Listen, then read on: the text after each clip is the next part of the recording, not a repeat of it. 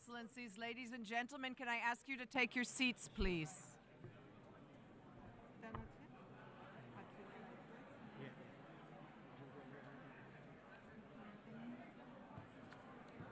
don't think my microphone is activated. Let's wait another 2 minutes. It's My 10. microphone isn't activated.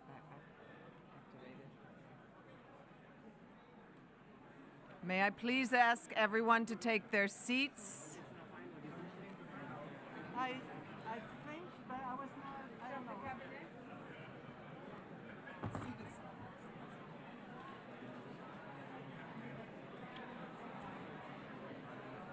Nobody listens to me.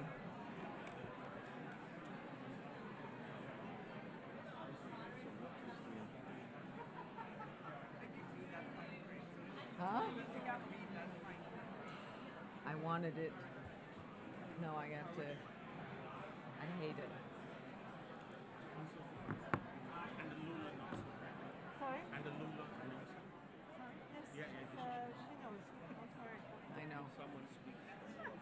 No. Let people... I will say, unfortunately, he's fallen ill. He was invited to speak, and we'll move then to President Ruto.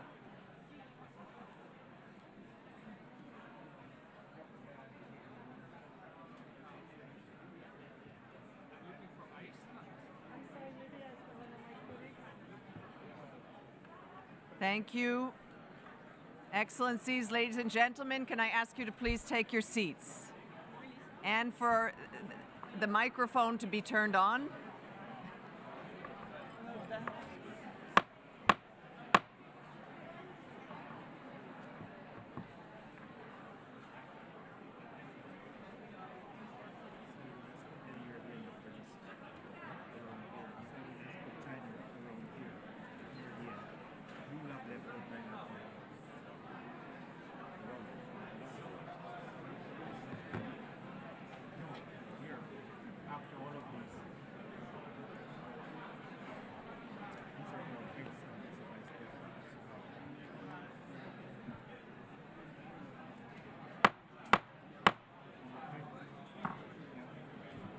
Hopefully. Thank you for taking your seats, Excellencies, ladies and gentlemen.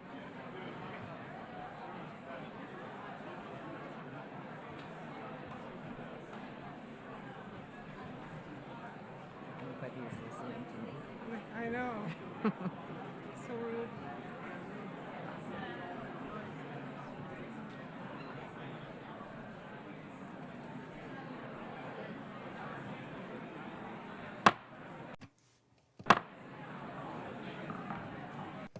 Oi, Pedro. Eu tô no canal 1 de inglês.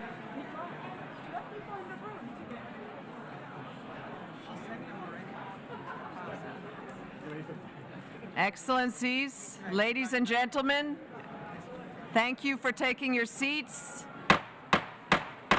This summit Going to start in 2 minutes. The summit is starting. The Secretary General would like to speak. Thank you for taking your seats, Excellencies, ladies and gentlemen. Welcome to this crucial summit on climate change. My name is Melissa Fleming. I am very honored to moderate this important summit. And with no further ado, I would like to introduce the Secretary General of the United Nations, Antonio Guterres, to start us off.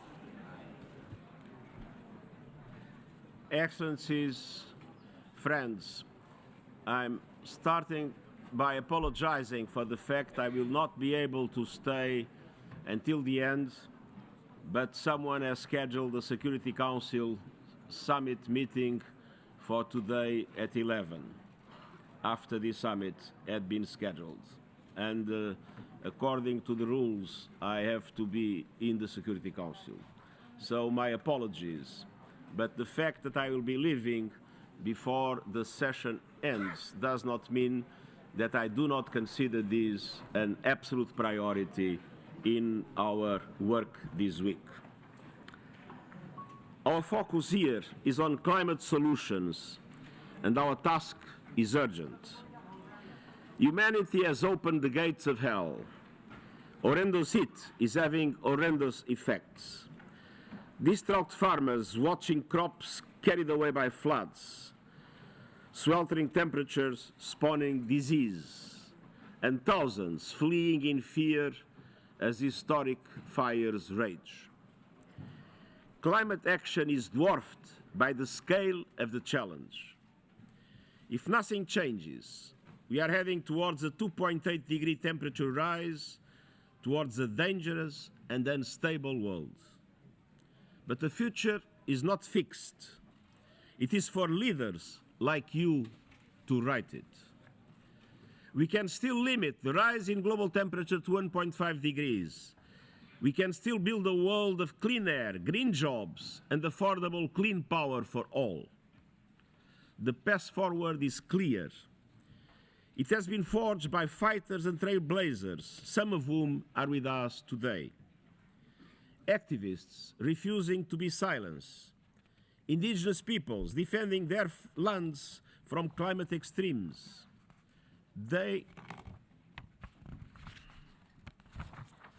Chief executives transforming their business models and financiers funding a just transition. Mayors moving towards a zero-carbon future, and governments working to stamp out fossil fuels and protect vulnerable communities. But if we are to meet the 1.5-degree limit and protect ourselves from climate extremes, climate champions, particularly in the developing world, need solidarity. They need support, and they need global leaders to take action. Action to reduce emissions. The move from fossil fuels to renewables is happening, but we are decades behind. We must make up time lost to foot dragging, arm twisting, and the naked greed of entrenched interests raking in billions from fossil fuels. The proposed Climate Solidarity Pact calls on major emitters who have benefited most from fossil fuels to make extra efforts to cut emissions, and on wealthy countries to supporting emerging economies to do so. And the acceleration agenda I have proposed calls on governments to it fast forward, so that developed countries reach net zero as close as possible to 2040, and emerging economies as close as possible to 2050, according to the principle of common but differentiated responsibilities. And it also urges countries to implement a fair, equitable and just energy transition while providing affordable electricity to all. By ensuring credible plans to exit coal by 2030 for OECD countries and 2040 for the rest of the world. By ending fossil fuel subsidies, which the IMF estimates reached an incredible $7 trillion in 2022, and by setting ambitious renewable energy goals in line with 1.5-degree limit. The acceleration agenda also calls for climate justice. Many of the poorest nations have every right to be angry. Angry that they are suffering most from a climate crisis they did nothing to create. Angry that promised finance has not materialized, and angry that their borrowing costs are sky high. We need a transformation to rebuild trust. Excellence. Your Excellencies, ladies and gentlemen, governments must push the global financial system towards supporting climate action, and that means putting a price on carbon and overhauling the business models of multilateral development banks so that they leverage far more private finance at reasonable cost to developing countries. All parties must operationalize the Loss and Damage Fund at COP28. Developed countries must meet the $100 billion commitment, replenish the Green Climate Fund, and double adaptation funding. And everyone must be covered by an early warning system by 2027 by implementing the action plan we launched last year. At the same time, the acceleration agenda calls for business and financial institutions to embark on true net zero pathways. Shady pledges have betrayed the public trust. Some companies have even tried to block the transition to net zero, using wealth and influence to delay, distract, and deceive. And this is shameful.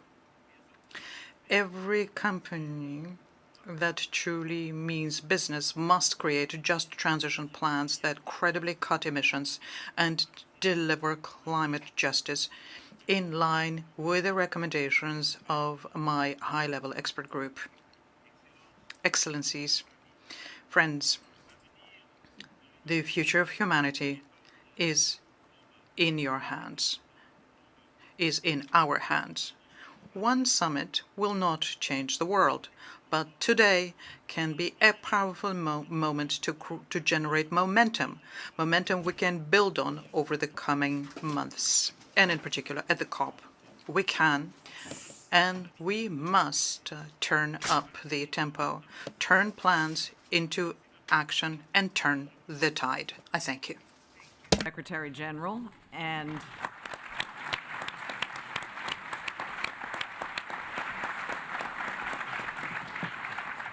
the Secretary General has just laid out the major elements of his acceleration agenda to safeguard the 1.5 degree temperature goal and to deliver climate justice. But today we are here to hear from the first movers and doers, those being first to begin alignment with this ambitious but necessary acceleration agenda. So before we delve in, I would like to remind leaders of the format of this discussion. We ask that the interventions are no more than 3 minutes long.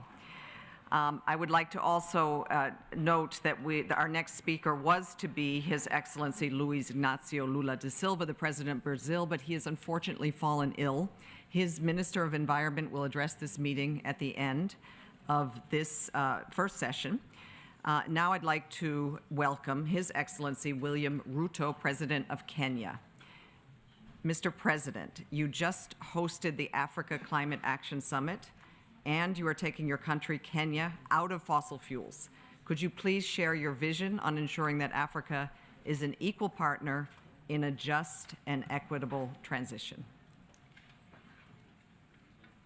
Thank you very much. I will use this, I don't know, is that audible? It's working. Okay, thank you. I will use this opportunity to reflect briefly on the Nairobi Declaration, which is the principal output of the successful Africa Climate Summit, which took place a fortnight ago, and its fresh perspective, which frames economic growth and climate action as simultaneous and complementary and not sequential and mutually exclusive strategies.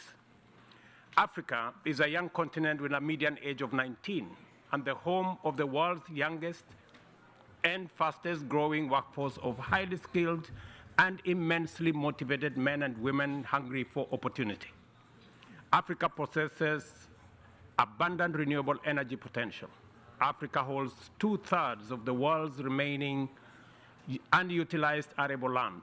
Africa owns 30% of the world's critical mineral reserves, and Africa's natural assets from vast mangrove, peatlands, forests form a significant proportion of the Earth's last remaining lungs and critical habitats for biodiversity.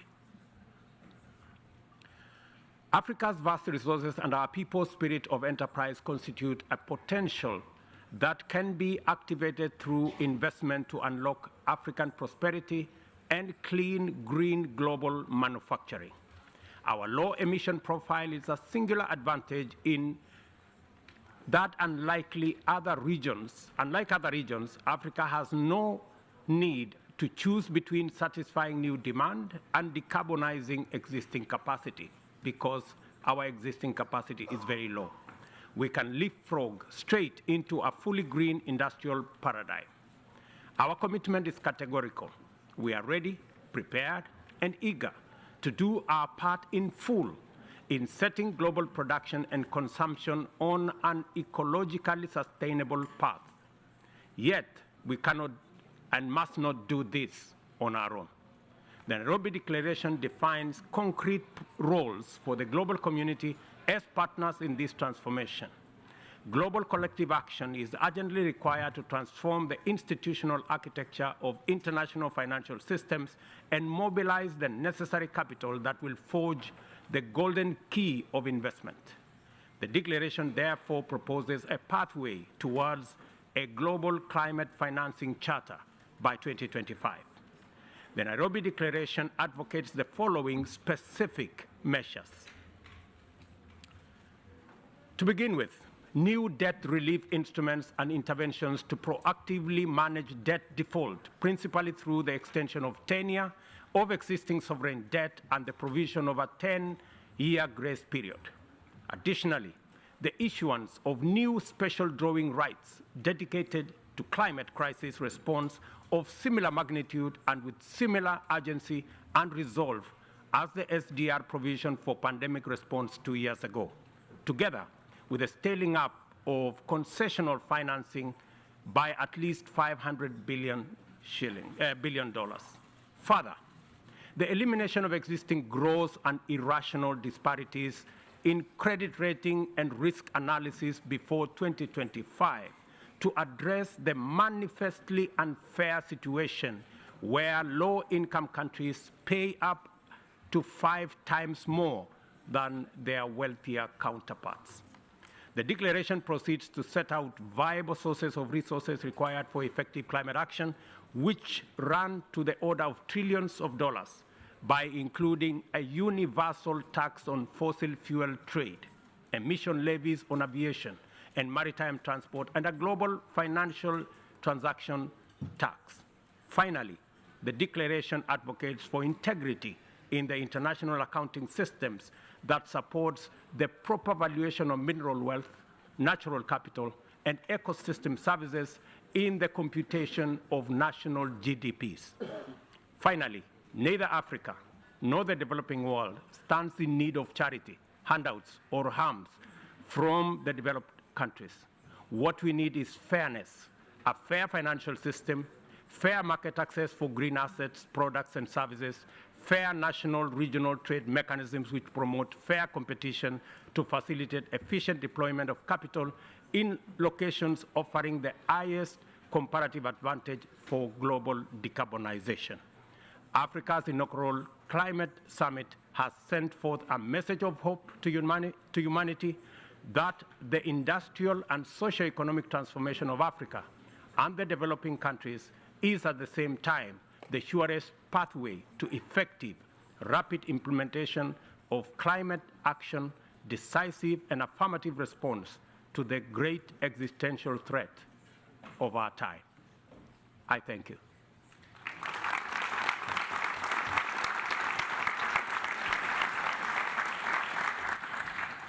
Thank you, Your Excellency. Now I would like to give the floor to Her Excellency, Ms. Fayame Naomi Mataafa, the Prime Minister of Samoa, to take the floor. SIDS, Prime Minister, have long championed 1.5 degrees loss and damage and the climate action agenda. Prime Minister, what are SIDS pushing to help close the gaps we face and to get us where we need to be?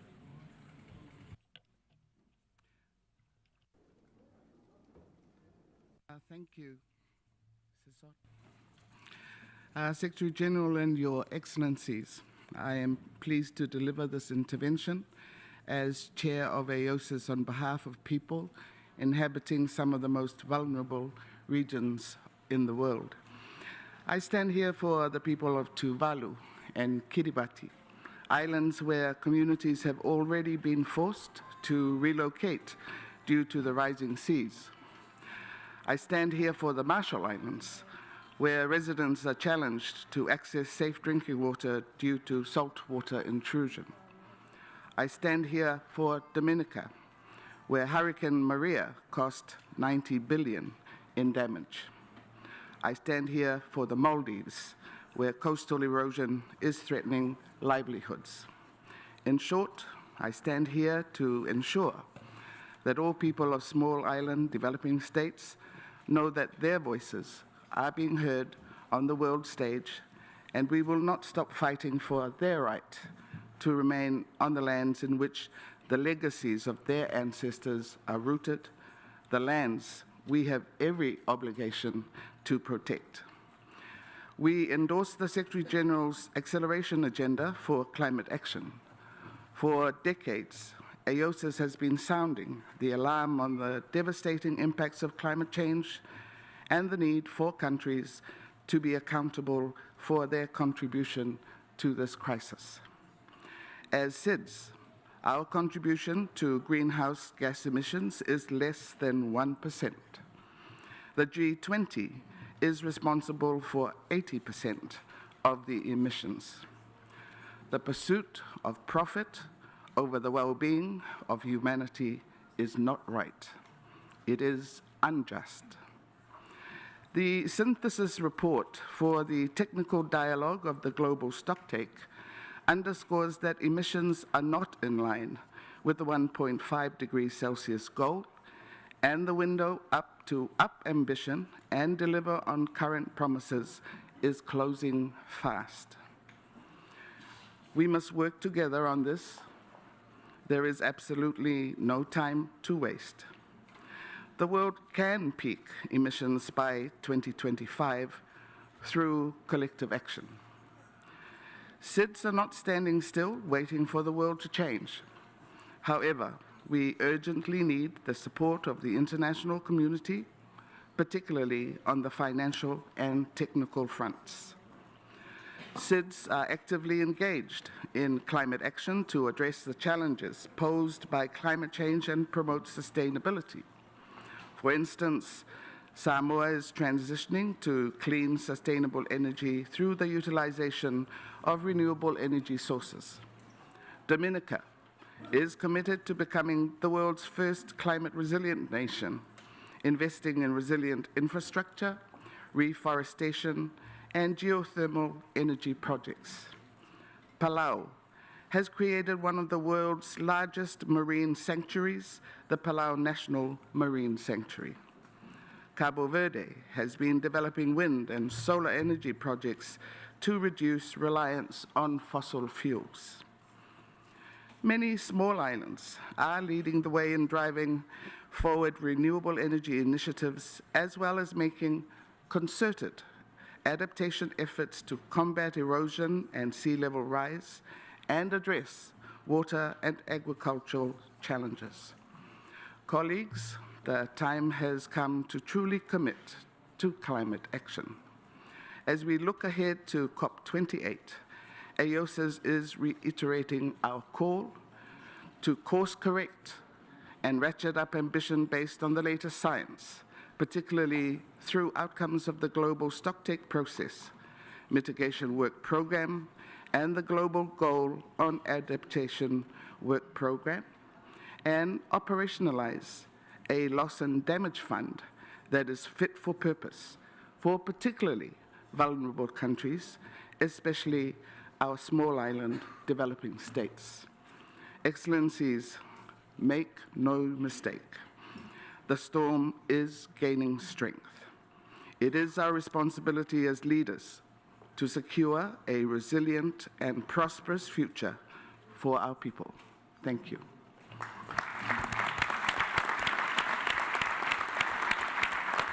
Thank you. Thank you, Excellency. I would now like to give the floor to Ms. Liddy Nakpil, coordinator of the Asian People's Movement on Debt and Development and a climate justice activist.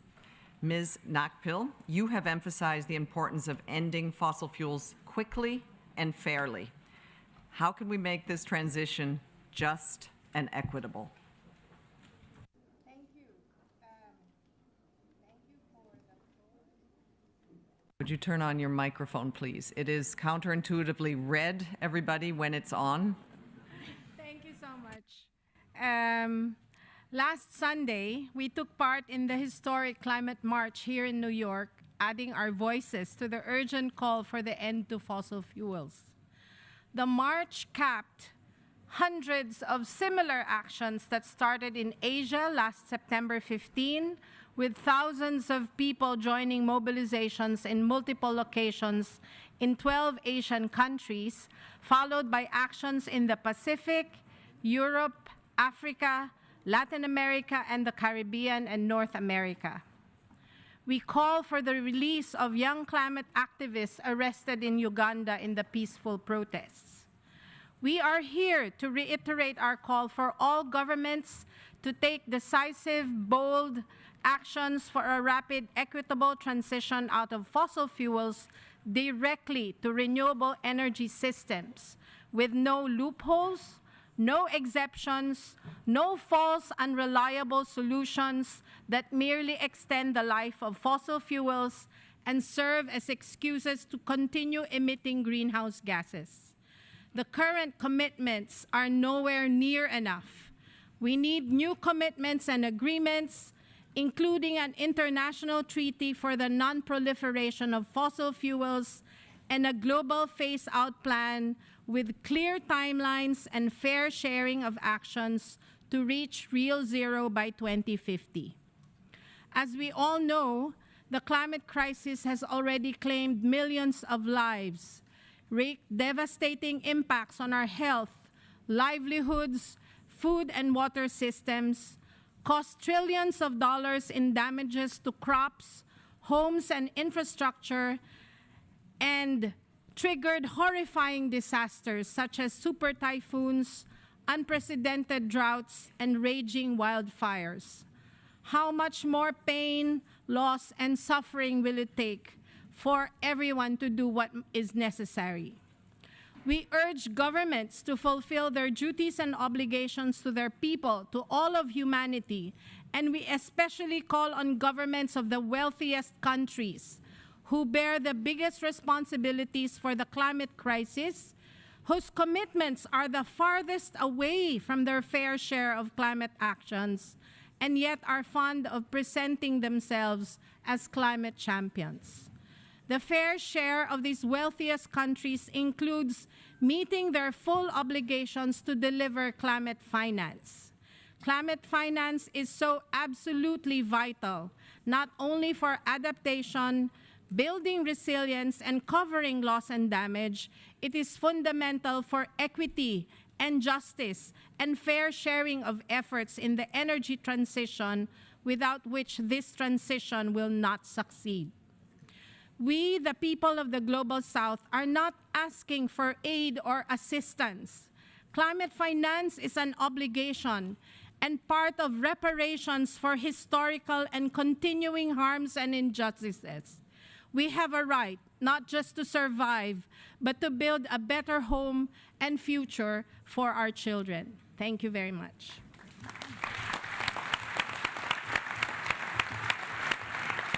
Thank you, Ms. Nakpil. And next, I would like to invite Her Excellency Ursula von der Leyen, President of the European Commission. The EU is implementing its Green Deal. Is there anything more the EU can do to accelerate climate action, both at home and abroad? Thank you very much.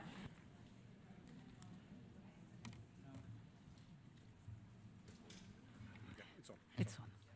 Now we have 70 days and then the world will meet in Dubai.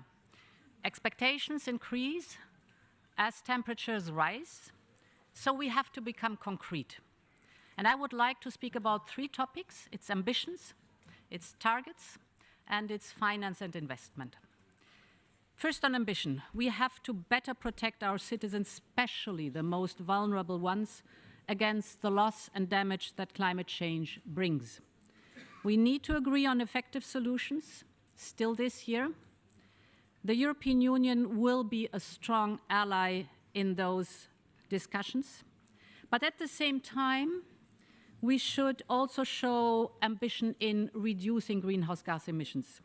So we should go faster in removing the root causes of climate change. The European Union has set ambitious emission reduction goals for 2030. We want to reduce greenhouse gas emissions by 55% at least. And the good news is we are on track to overshoot this goal already. But similar ambition is needed by other major emitters to ensure that global emissions peak by 2025 and unabated fossil fuels are phased out well before 2050. My second topic, targets. We have to propel the global clean energy transition. And therefore, together with COP28 President Sultan Al Jaber, with President Ruto of Kenya, Prime Minister Mia Mottley of Barbados, and others, we're building a global coalition so that by COP28, the whole world can agree on tripling renewable energy and doubling annual energy savings by 2030. We need these global goals because only what gets measured gets done. And finally, on finance and investment, more investment is needed, and especially in developing countries with a huge potential for renewable energy, clean hydrogen, and critical raw materials. And that was also the message of the African Climate Summit you just heard President Ruto.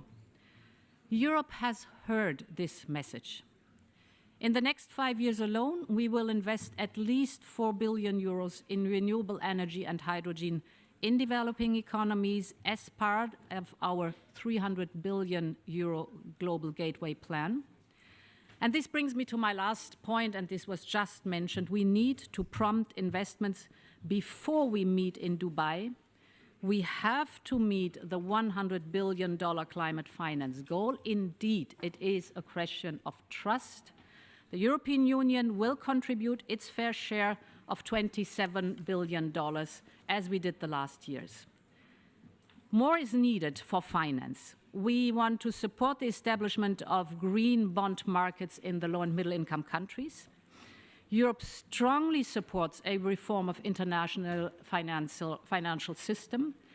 And we will work with you, Secretary General, I heard you, and with interested countries to have at least 60% of global emissions covered by carbon pricing by 2030.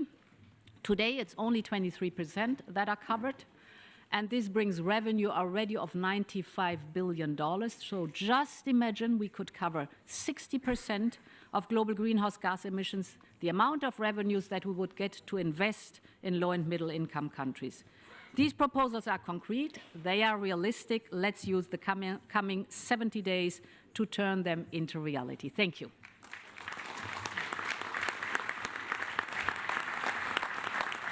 Thank you, Your Excellency. I would now like to welcome His Excellency Pham Minh Chinh, Prime Minister of Vietnam. Prime Minister, Vietnam is at the forefront of those pioneering a just and equitable energy transition away from coal and towards renewables, not just to tackle the climate crisis, but also to accelerate your economic development. Please share with us the latest in Vietnam's efforts to achieve net zero by 2050.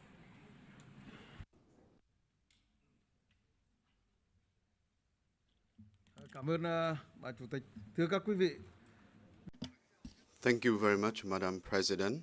Excellencies, climate change continues to be the greatest global challenge, directly affecting and causing severe damage to economic development, social welfare, and more directly to life and health of people. The rather of nature, evident through harrowing heat waves, floods, and drought, are warning, urging us to take stronger and more responsible actions to minimize the global warming rate. This challenge calls for us to take a global and a whole-of-people approach with breakthrough, holistic, comprehensive, and innovative solutions. Therefore, I think we must establish a new vision, new way of thinking, new resolve and resolute action for net zero green development. To realize this goal, we must accelerate just and green energy transition, placing the people at the center and as the owner and leaving no one behind. I call on developed countries, international organizations to lend active support to developing, less developed and least developed countries in green technology, green finance, green management, and human resources training, as well as in the building of the renewable energy industry, smart grids, among others. We must especially build next-generation partnerships and bolster green climate financing through public-private planning, in which public investment leads the way for private investment. Developed countries and international partners must double financing for adaptation by 2025 and operationalize the Loss and Damage Fund at COP28 as committed. This will help support developing countries to address climate change consequences. The global financial system should continue to be reformed comprehensively to strengthen its capability to provide green financing to help the world better cope with tremendous challenges of climate change. Excellencies, distinguished delegates, while still a developing country facing no small amount of challenges, in the spirit of action for green earth, Vietnam is determined to achieve its net zero commitment by 2050. Vietnam is among 30 countries to submit nationally determined contribution (NDC) and one of the 3 developing countries to participate in the JETP. With the companionship and full support of the international community, we can strive to rapidly cut greenhouse gas emission down to 43.5% by 2030 and generate 70% of its energy through renewables by 2050. Vietnam is working actively with international partners to develop a resource mobilization plan for JETP to be announced at COP28. It's our hope that this collaboration will become model to promote global just energy transition for a green future for all humankind. Let us foster awareness, jointly, decisively act, and share in the responsibility. Thank you very much.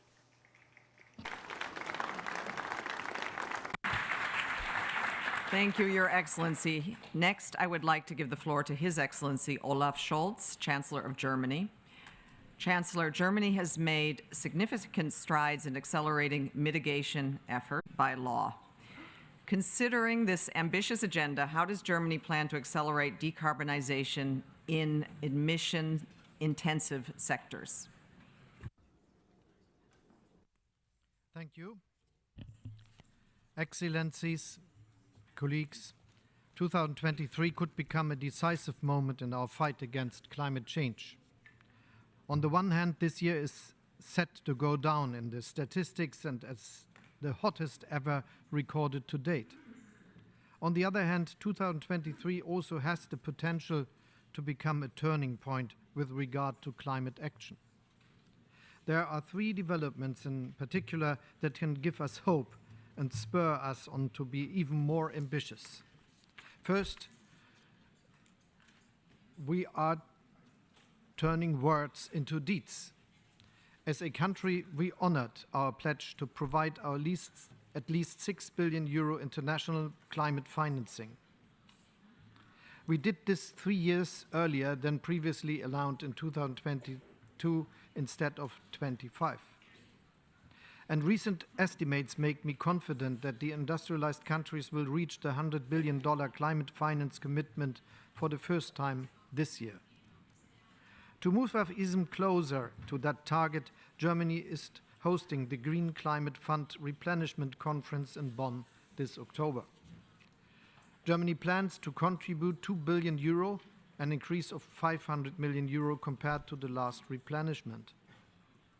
Solid financial commitments are the necessary basis for making decisive progress at COP28. But in Dubai, it will take the strong resolution of us all to phase out fossil fuels, first and foremost coal. Germany's own phase out by 2038, ideally by 2030, is firmly anchored in our law. As a result of the global stocktake in Dubai, we should also agree on clear targets for the expansion of renewable energies and for energy efficiency by 2030. And here lies a second reason for being hopeful. At our recent summit in Delhi, the G20 agreed to triple renewable energy capacity by 2030. coming from those who are producing roughly 80% of global emissions, this is a remarkable step forward. Domestically, we are on track to produce 80% of our electricity from renewables by 2030. Our goal is climate neutrality by 2045. Factoring in the impact of carbon sinks, we are projecting to cut our emissions by at least 88% in 2040 already. In Dubai, we will also be able to celebrate the launch of the International Climate Club, and that's a third reason why 2023 could mark a turning point. The club currently has 27 members and it keeps growing. As one of the co-chairs, together with our friends from Chile, I would like to invite all of you who share our ambition to speed up the decarbonization of our industrial sectors to join the club. Its goal is simple. We will join hands to develop a framework for green growth, a framework that makes decarbonized industrial production our business model. Ladies and gentlemen, man-made climate change is without a doubt the greatest global challenge of our times. Our ambition to make 23 a turning point for climate action should be even greater. Thank you very much.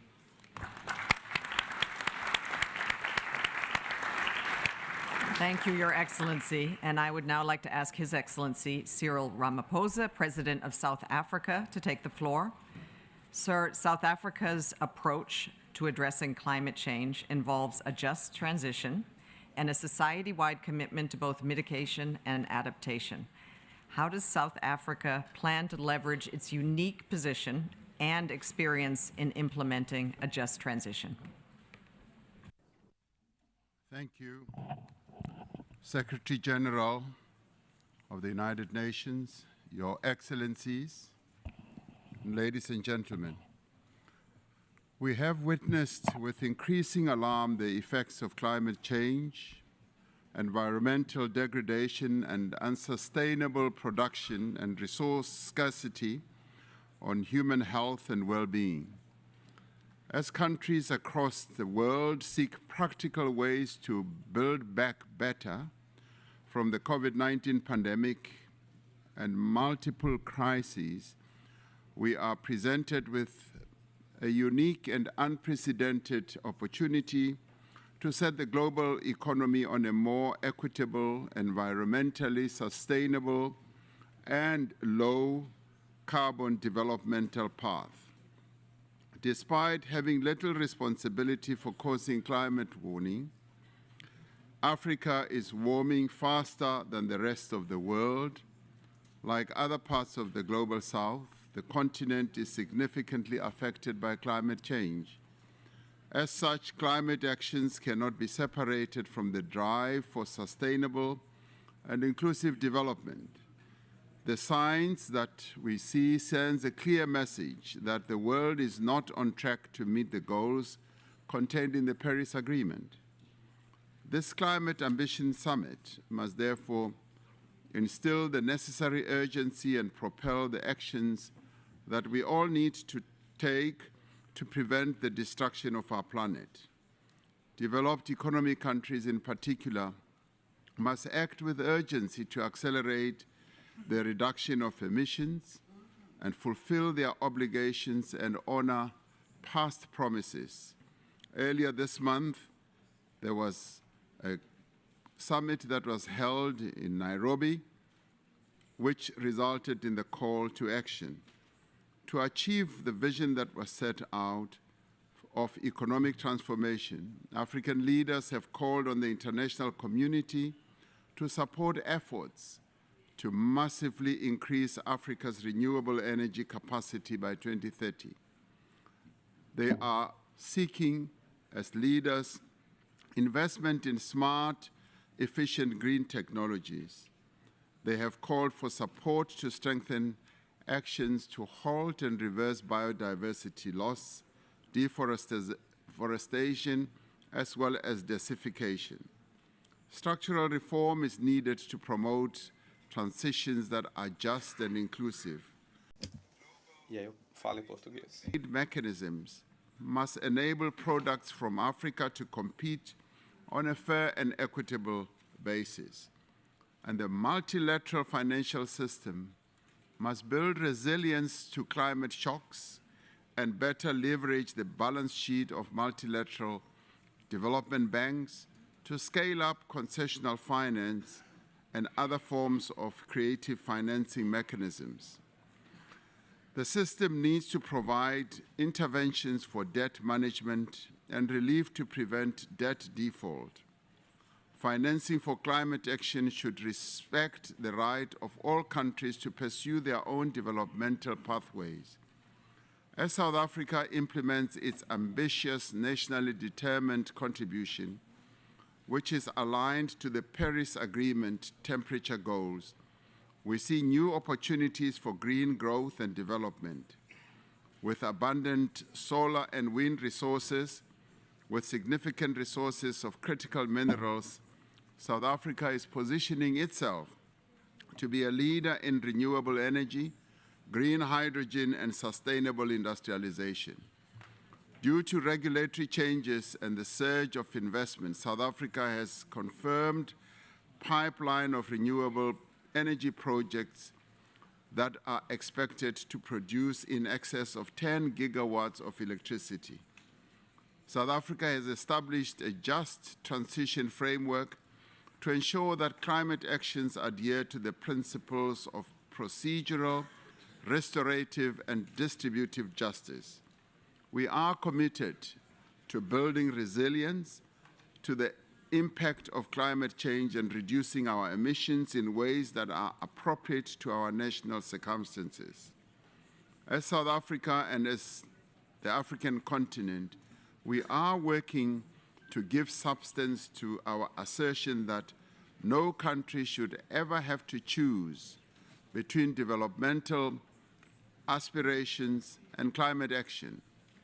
This summit must therefore demonstrate that the leaders of the world are committed to ambitious climate actions that are inclusive, comprehensive, and in the end, that they should leave no one behind.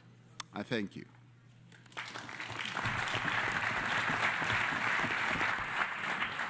I thank His Excellency, and I would now like to invite Mr. Gavin Newsom, the California governor, to take the floor. Sir, California now has a 2045 net zero date in law, a credible transition plan to get there, and now a landmark lawsuit against some of the world's largest fossil fuel companies. Governor, please tell us more of the bold actions and policies that are needed and will be taken to deliver on California's climate plan.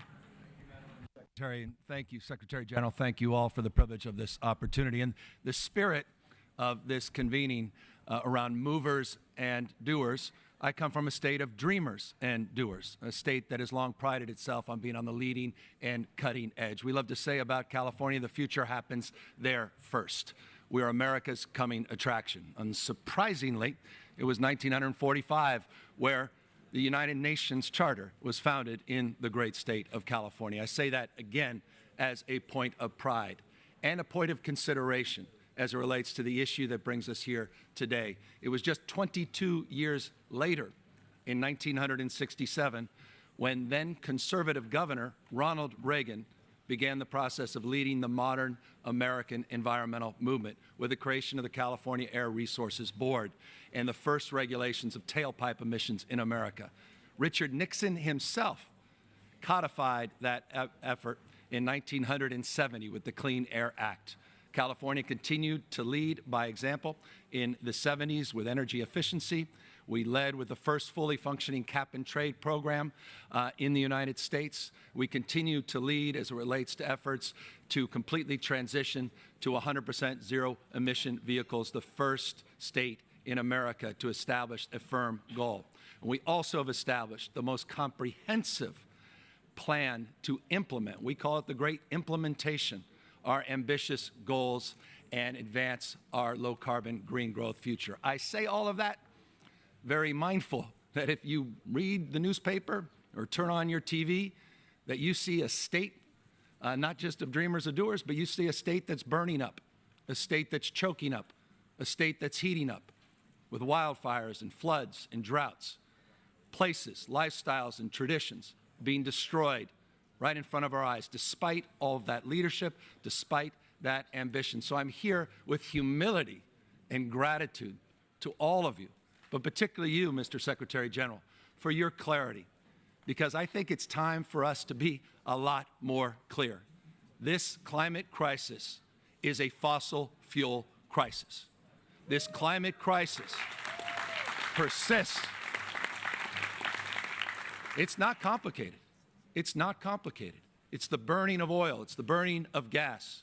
It's the burning of coal. And we need to call that out.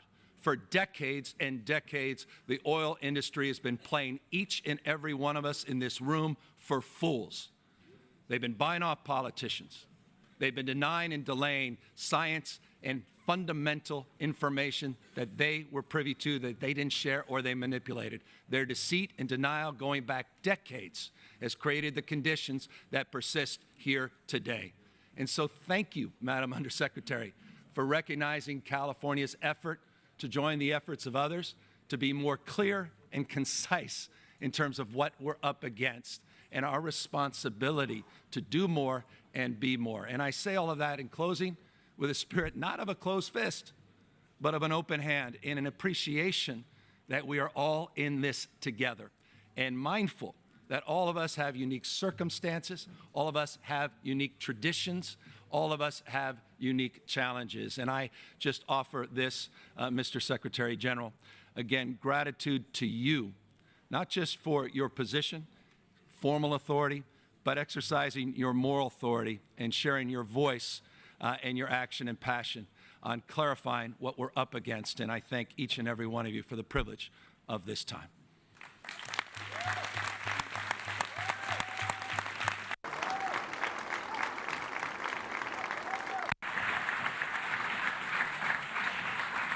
Thank you, Governor.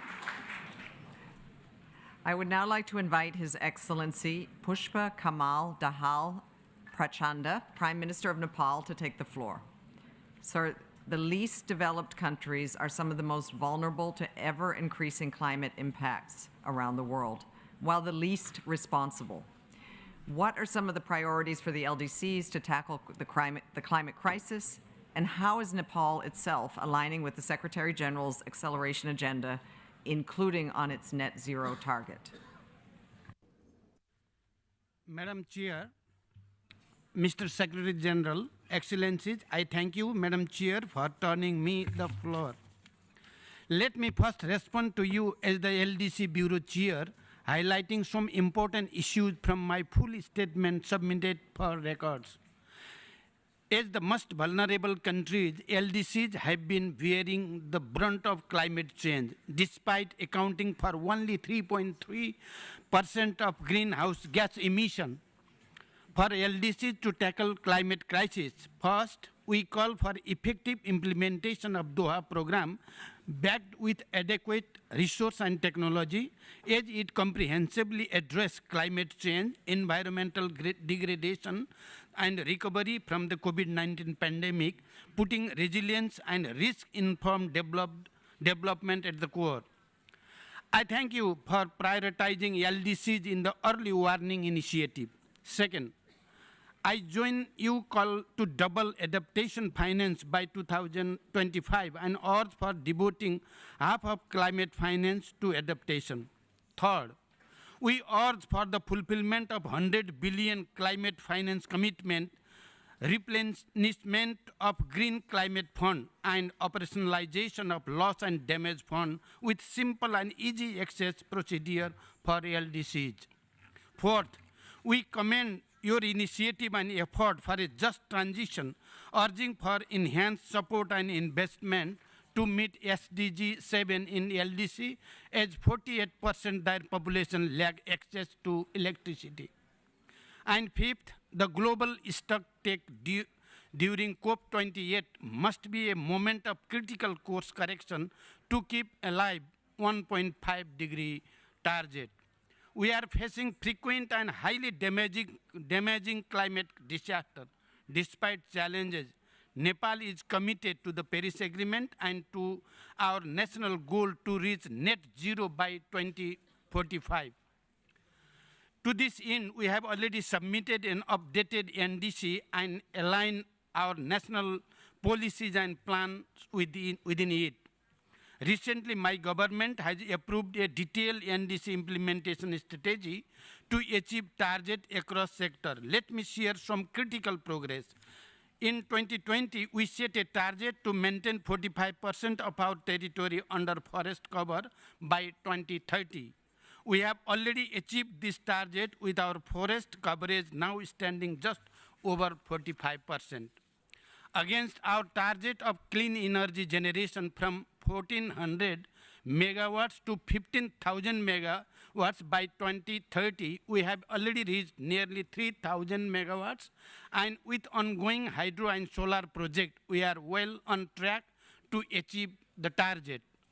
Our efforts to promote electric vehicles are progressing well. Recently, we have added over 50 charging stations, and we are installing additional 500 charging stations, and shortly, mostly for public vehicles.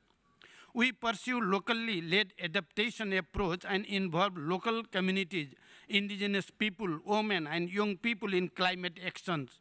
Our top priorities include promoting a green and resilient economy.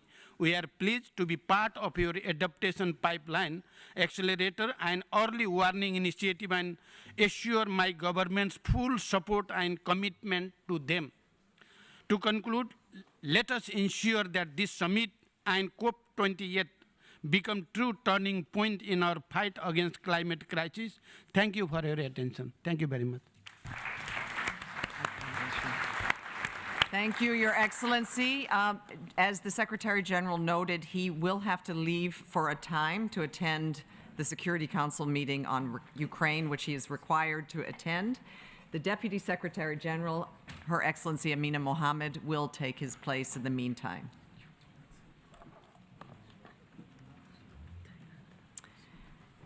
I would now like to give the floor to His Excellency Srettha Thavisin, Prime Minister of Thailand. Mr. Prime Minister, you are newly elected, but have already expressed your vision on how Thailand could tackle the climate crisis with international support and collaboration. Could you please share with us this vision for Thailand to tackle climate change and build the climate resiliency for your country? Madam Deputy Secretary General, Excellencies, I recently met with Thai farmers and learned of the devastating impacts of climate change on their livelihood. Now we need to accelerate our action. Thailand applauds the Secretary General's acceleration agenda in bringing forward net zero timeline closer to 2050, making energy transition, including coal phase out by 2040, and updating NDC for 2025 with absolute emissions cuts. Thailand shares the same aspirations and will work with all stakeholders to enhance technology development, financial resources, and capacity building. At COP26, we pledged to achieve carbon neutrality by 2050. We have also raised our NDC's goal from 20% to 40% by 2030. We have been working tirelessly to transform this pledge into concrete action, as evidenced in our long-term low greenhouse gas emissions development strategy. We have realigned our national energy plan, shifting the focus to energy efficiency, making a change in the transport sector, increasing EVs production, and preparing to phase out coal-generated power. With the concept of sustainable agronomy, we have transformed our agricultural practices to lower emission. Pilot projects have been proven successful and are ready to be scaled up. This has reduced climate change vulnerability and enhanced farmers' well-being nationwide. Since taking office, my government wasted no time in implementing a plan to increase the share of renewable energy. Implementing utility green tariff program support the usage of solar roof and net metering to incentivize the production of clean energy. Thailand is determined to increase green area to cover 55% of total land area by 2037. We are proactively adopting green finance mechanism. We have raised $12.5 billion through the issuance of sustainability bond to fund multiple sustainability projects. Soon, we will issue sustainability-linked bonds to stimulate the growth of green bond market, ensuring organizations are incentivized to achieve SDGs. Climate change is a top priority for my administration. We have established the Department of Climate Change and Environment to respond to the adverse effects of climate change. And to implement our commitments, soon we will pass the Climate Change Act to regulate mandatory greenhouse gas emissions. Thailand is doing our utmost to overcome this crisis. In partnering with all our friends, I insist that the time to act is now. Thank you.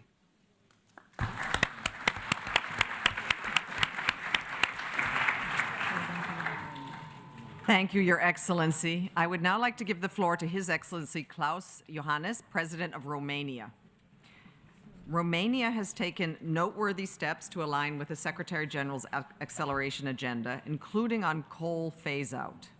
Could you please share with us how else Romania is seeking to accelerate its economy-wide transition for a 1.5-degree future? You have the floor. Thank you, Chair. Heads of State and Government, Excellencies, ladies and gentlemen, since 1990, Romania reduced its greenhouse gas emissions by more than 2/3 while multiplying its GDP. Currently, Romania has one of the lowest levels of such emissions per capita in the European Union. We firmly pledge to further accelerate reaching the net zero target.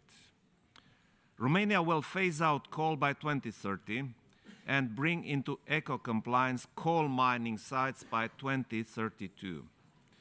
€2 billion were recently committed nationally to renewable energy generation, storage and transport, as well as energy efficiency through the REPowerEU instrument.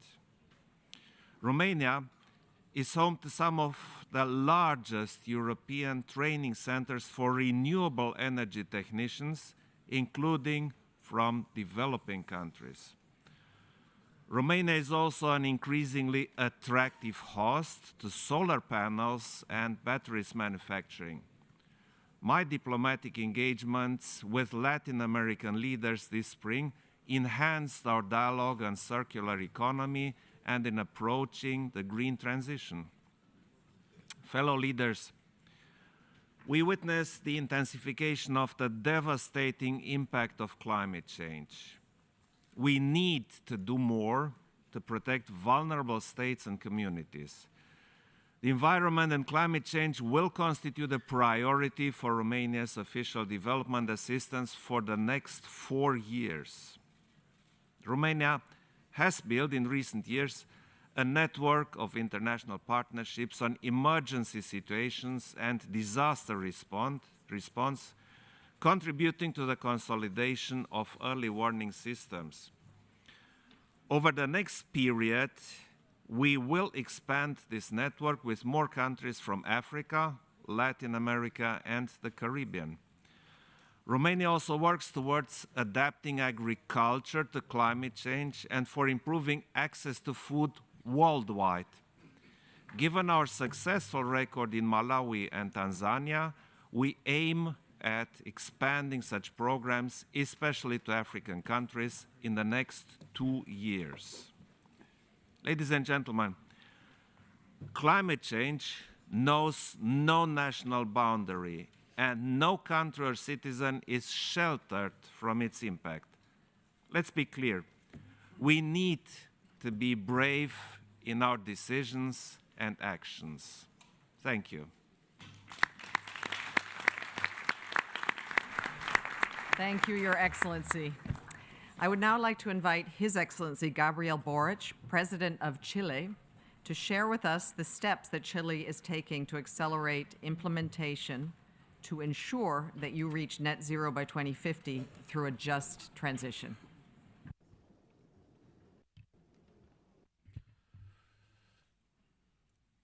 Muchísimas gracias. Many thanks indeed. First of all, the first thought that comes to mind as I listen to the debate occurring within this forum is that if what we're all saying here were true, we would have several reasons to sleep easy and be reasonably optimistic. However, I think it's patently clear that we're neither calm, sleeping easy, nor optimistic, because unfortunately what's being said here is not true. That means that those of us here present are lying. Does that mean we're lying to each other? No. I think we're all presenting our good intentions and the projects that our respective countries are championing to ultimately collectively be able to tackle the climate crisis. But the problem is that there is a minority within society, a very powerful minority, that doesn't attend these debates nor adhere to democratic rules or abide by multilateral agreements reached. And here we're talking about a few multinationals within the international capital system. They don't follow what we're doing. They don't follow the rules of the democratic system. So here we come to declare our good intentions. But if we're not able to make these groups yield to our will and to make them yield to the will of the international community as expressed by the leaders here present and by the activists here present, the truth is that we won't hit our targets. And as a previous speaker quite rightly said, if I'm not mistaken, it was the governor of California, the climate crisis is a fossil fuel crisis. So we have to leave fossil fuels behind.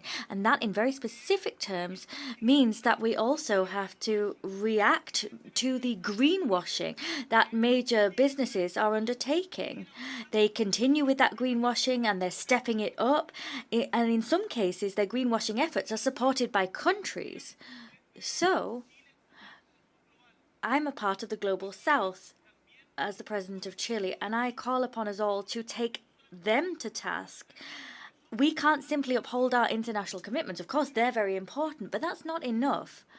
The multinationals and international financial capital also has to submit to the rules of this game and to this debate. So it would seem to me that the democratic promise that we have to make is to ensure that our planet is a planet where life is viable and can be dignified. And achieving that goal is, as the Secretary General said in his opening address yesterday, it's not going to be possible if this international community doesn't commit to new rules in line with this new world. We have to make more ambitious reforms.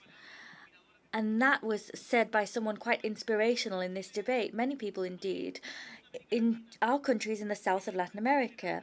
And so Chile is highly vulnerable to the effects of climate change. This year, we've seen devastating fires, intense rainfall, floods, and that follows a drought that's gone on beyond 13 years, and local communities have been devastated and our economies weathered a heavy blow.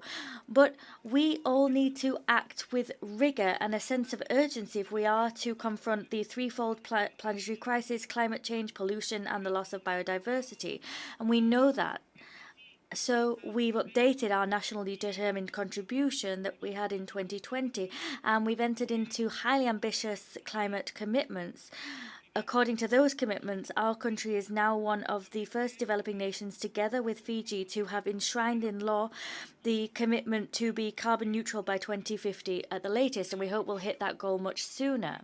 So we are in line with that policy, enacting various laws, and that means, for example, we're limiting the production of methane by organic waste, and we're making electric batteries more flexible and using different batteries using renewable sources. We have a green hydrogen project, and we are a leading country, and that policy means that we can produce zero emission energy at low cost using hydrogen, and we're contributing to global decarbonization with raw materials such as lithium or copper and our work there. We're also very committed to the protection of the ocean. 43% of our territorial waters are protected, but we're greatly interested in having this precautionary pause on submarine mining. That needs to halt until we're certain that we can conserve our fragile, unique marine ecosystems and our subsoils. And we need to ensure that no more carbon can be released from subsoils, as has been seen for centuries. We can't do all of the above alone. We have to do it collectively, working together as an international community. And the most vulnerable countries, this was very rightly said by the Prime Minister of Samoa. She spoke on behalf of all the island nations, and she said that they're suffering the climate crisis most acutely, and responsibilities need to be shouldered at different levels. Levels of responsibilities are different. The consequences of the climate crisis are different, because the most vulnerable people and countries are those least responsible for climate change but suffer most greatly from it.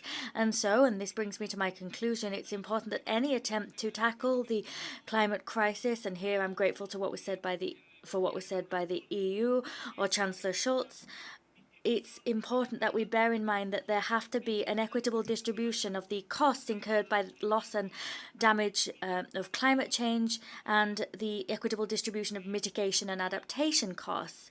And that will mean that we can achieve our climate commitments. We're closely following the development of the Loss and Damage Fund as agreed upon by the last COP. Our Minister of the Environment played a very important role in creating that fund. That fund needs to be inclusive, and here I echo the words of the Secretary General. Now is the time for greater ambition, action, and I would add, of course, for greater solidarity. Thank you.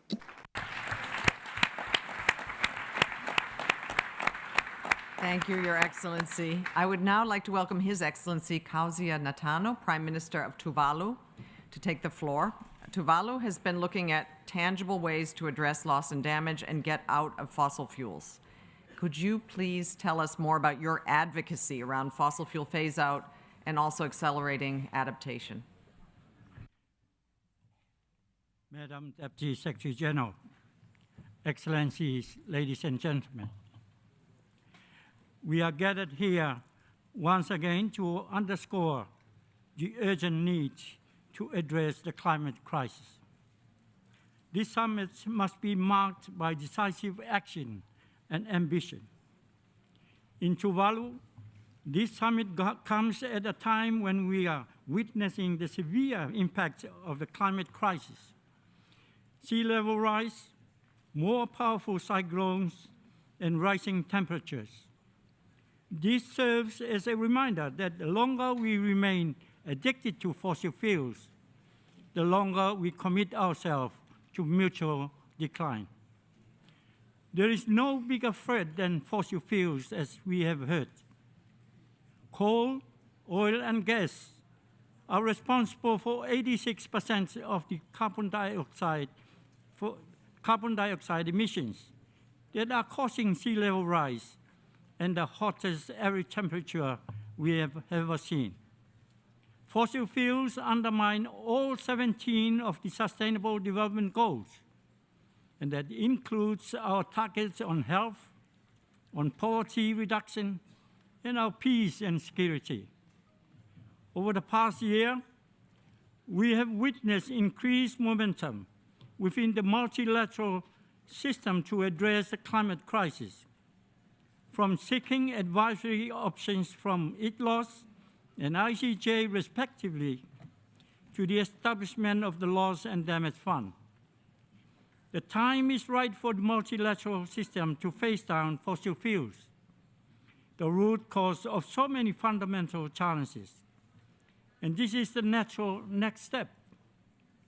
Tuvalu is proud that we are working alongside our Pacific neighbors, the European Parliament, and the World Health Organization to develop a comprehensive multilateral framework that addresses the climate crisis at its root cause. A negotiated fossil fuel non-proliferation treaty would complement the Paris Agreement and ensure a global just transition. We've proven we can mobilize our collective ambition at the multilateral level. The scale of the challenge we face can now only be met with an even greater level of ambition and cooperation. We therefore call upon world leaders to recognize the critical nature of this crisis. If this summit is truly about ambition, then let our work here be truly ambitious. I traveled thousands of miles over 4 days to be here today because I believe in international cooperation and multilateralism. I have faith in our collective humanity and our ability to foster global solidarity to undertake what needs to be done. Climate change is a global challenge, and a global solidarity is imperative in addressing it. Let us therefore return home to our nations and to our people and say that the time we spent here at the Climate Ambition Summit was truly ambitious, and that the significant challenge we face will indeed be faced with significant ambition. I thank you.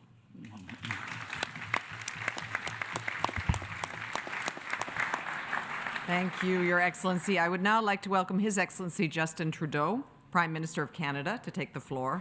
Prime Minister, Canada was one of the largest expanders of fossil fuel last year. Could you tell us the steps that Canada is taking to align with the Secretary General's acceleration agenda to safeguard 1.5 and to deliver climate justice? Merci beaucoup, Madame la Thank you very much, Under-Secretary General. Colleagues, friends, good morning to you all. Data. We often measure a crisis by the numbers. 17 million hectares burned in wildfires this summer in Canada. Global temperatures up by 1.25 degrees as of last month. Arctic sea ice down by over 30%.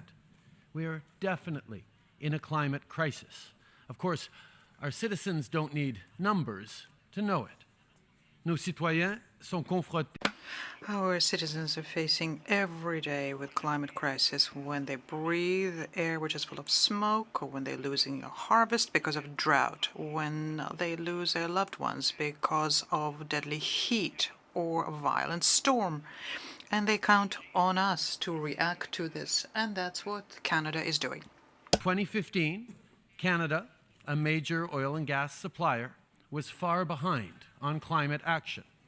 With hard work, we've been able to change that. Canada's emissions are, in fact, trending down. To note, we have the best record of the G7 on emissions reductions since 2019, thanks to ambitious but achievable policies like our economy-wide price on pollution. Of course, alongside President von der Leyen and others, we reiterate our call on countries to join us in the global carbon pricing challenge and cover 60% of global emissions with a price on pollution by 2030. But to keep 1.5 alive, to build a world where people can count on clean air, good jobs, and a sustainable economy, we know there is much more still to do. The Secretary General has talked about how important it is to accelerate our action. I agree. And not just because the science demands it, but because of the economic opportunity. We're already seeing Canadians benefit from massive investments coming in thanks to our climate ambition. Climate policy is economic policy. That's where approaches like Canada's 2030 emissions reduction plan comes in. This plan goes sector by sector, laying out exactly how we will cut our emissions by at least 40% by the year 2030 and reach net zero no later than 2050. And as we move forward, we will continue to increase our ambition at every level. By the end of this year, we will be announcing our framework to cap emissions from the oil and gas sector while we keep investing in the technology that will support people's jobs for years to come. Cet été, this summer, we kept our commitment to progressively eliminate the ineffective subsidies to fossil fuels, and we're the #1 country in G20 to do it. We launched a project to regulate so as to help build a clean and affordable and reliable electronic grid. Already committed to reduce by 2030 methane emissions from the oil and gas sector by at least 75% below 2012 levels. And today, I can announce that the draft regulations we will share soon will be designed to help us exceed this already ambitious target. And as we do all of this work, we are also leading on the financing countries need. I can confirm today that Canada will allocate an additional $700 million in special drawing rights, valued at $1.3 billion, to the Poverty Reduction and Growth Trust, building on our leadership within the G7. Representing around 48% of Canada's share, more than any other country, we're delivering real support to countries who are both the most vulnerable to the effects of climate change and the most in need of financing to respond to this crisis. In Canada, in places around the world, our citizens are living the devastation of climate change. If we walk away from this fight, as some would have us do, the future will not be bright.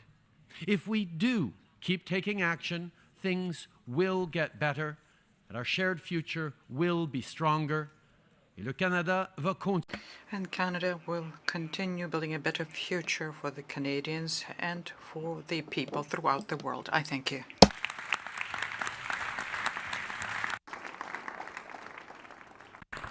Thank you, Prime Minister. And I now would like to invite Mr. Oliver Bette, CEO of Allianz, to take the floor. Sir, you helped launch the Net Zero Asset Owner Alliance at the 2019 Climate Action Summit. It now boasts over 70 members. Allianz recently launched a transition plan. If you could tell us why such plans are essential and how the Asset Owner Alliance is aligning with the SG's calls for credible transition plans. Thank you very much. Dear Excellencies, ladies and gentlemen, since we last came together to announce the launch of the UN-convened Net Zero Asset Owner Alliance in 2019 in this building, the world has changed profoundly. We have not talked about that today. The long era of robust economic growth, low inflation, and geopolitical stability is over, and it's replaced by uncertainty, volatility, and war. So suddenly, fighting climate change has become an ever greater challenge. But remember, transforming our economy is actually a huge opportunity, as we've just heard. The cost of not transforming dwarfs the investment needed for the transformation. So not working on the transformation or slowing it down is foolish and ever more irrational. Now, to overcome polarization and conflict and to build a united and decarbonized society, we need to reach out to each other and build more collaboration and not less. We will show here today that actually it is doable. Now, policymakers are essential. Many are in the room. We need to focus on pragmatic, market-based solutions that are reflecting scientific and economic realities rather than imposing dogmatic and rigid policies that undermine actually confidence in leadership. So, for example, we welcome the positive signals as of yesterday for the principles of net zero financing investment as released by the US Treasury. Now, our belief in the power of collaboration that led us to launch the UN-convened Net Zero Asset Owner Alliance in this building, it is essential. Since its formation, as we've just heard, we have growing into 86 members, including insurance companies, pension funds, foundations, and endowments from all around the world, committed to moving our investment portfolios to net zero by 2050, by the way, encompassing more than $10 trillion of investment money. Now, the problem is 2050 is a long way off, and almost all of us here in the room today who are responsible will not be in power by then. That is why we are asking each of our members to publish science-based intermediate targets within 1 year of joining to keep the accountability with today's decision makers in the room. And I'm proud to say that the vast majorities of our members have already set credible intermediate targets for 2025 and 2030 and not just 2050. So we must all take a firm stand and lead by example. That's why we at Allianz have just been trying to publish our transition plan in a way that is fully transparent with the UN-backed 1.5 degree aligned credibility criteria. Our action plan outlines how we will reduce emissions in our investment and underwriting portfolios as well in our own operations, and not 2050, but much earlier. And our primary tool is not selling and buying, but engaging with customers and partners to work with them on their own transition paths.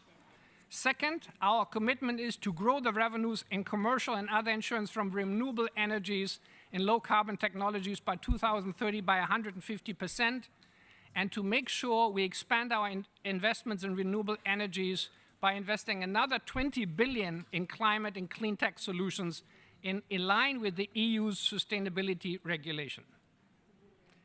But make no mistake, our journey to net zero will be very challenging, and the transformation is so fundamental that we now must phase out coal, now. And we need to strongly reduce oil and gas as defined by the International Energy Agency. So we invite all asset owners that have not yet joined to join us. We invite civil society to support us, please.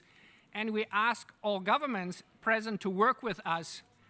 In fact, we need from our political leaders more courage and less fear. We need more pragmatism and less regulation and bureaucracy. We need more celebration of successes and progress and less demonization of markets. Because let's remember, with all the political power, we need everybody to win this war. Thank you.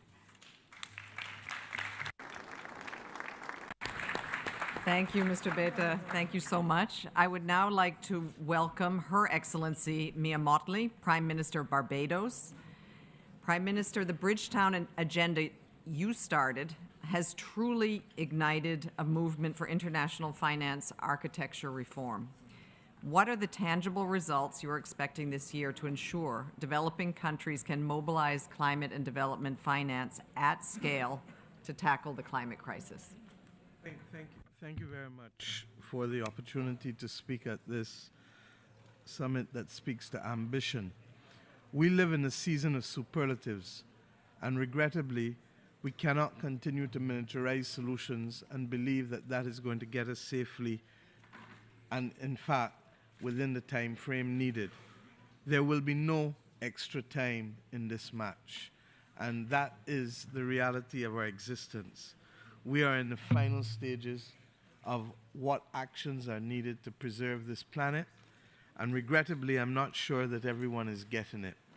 The Secretary General's acceleration agenda is, in fact, the ambition that we need, and I want formally to support it on this floor this morning, because I believe that that should be the action of each of us as member states. The green transformation that must happen now, not tomorrow, is critical. And we need first to start by recognizing that if we can move to end fast-acting pollutants like methane, it will in fact help us significantly. There is the example of the United States methane leakage tax that countries may want to look at, but it is also a win-win solution for oil and gas companies to address the issue of methane so that they too don't lose potential revenue. In Barbados, we have set 2035 to be net zero, and that is going to be a stretch for us. And that is what motivated us to work with many, many others across the globe to settle the Bridgetown Initiative. The reality is that developed countries are going to have to find new mechanisms and new forms of carbon taxes while looking for abatements to ensure that there is no consequential impact that is incapable of being borne on cost of living. Our populations are fighting the battle that while we tell them that they need a safe planet, they cannot live day to day because of the consequences for cost of living. Equally, developing countries will need a new mechanism to reduce the cost of hedging the billions of inward investment required, not more of the same, yet expecting a different scale and a different pace. We must accelerate, but we need to get granular as well.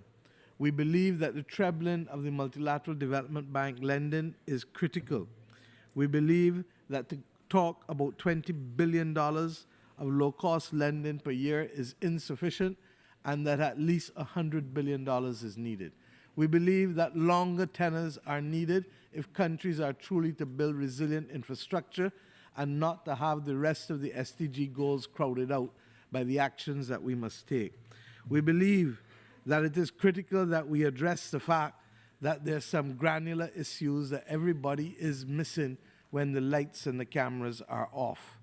What is it that is going to allow us to be able to complete the work on a partial foreign exchange guarantee so that we can unlock, you say trillions, to the Global South, to be able to ensure that in so doing, the Global South does not pay a disproportionately higher cost for the interest that they must pay on capital.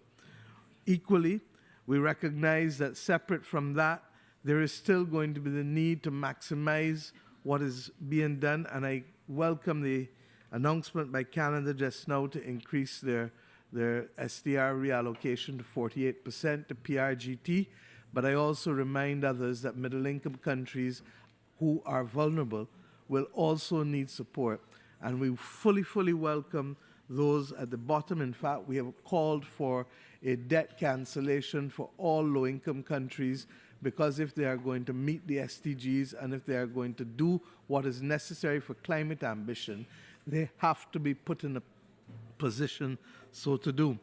Similarly, there is not sufficient work being done on the clauses necessary for the legal contracts to ensure that those things that are necessary to reduce risk in lending can also be standardized across the markets and the financial contracts in the way that we did with collective action clauses in the year 2000 when we wanted to ensure that debt restructuring was made more market friendly.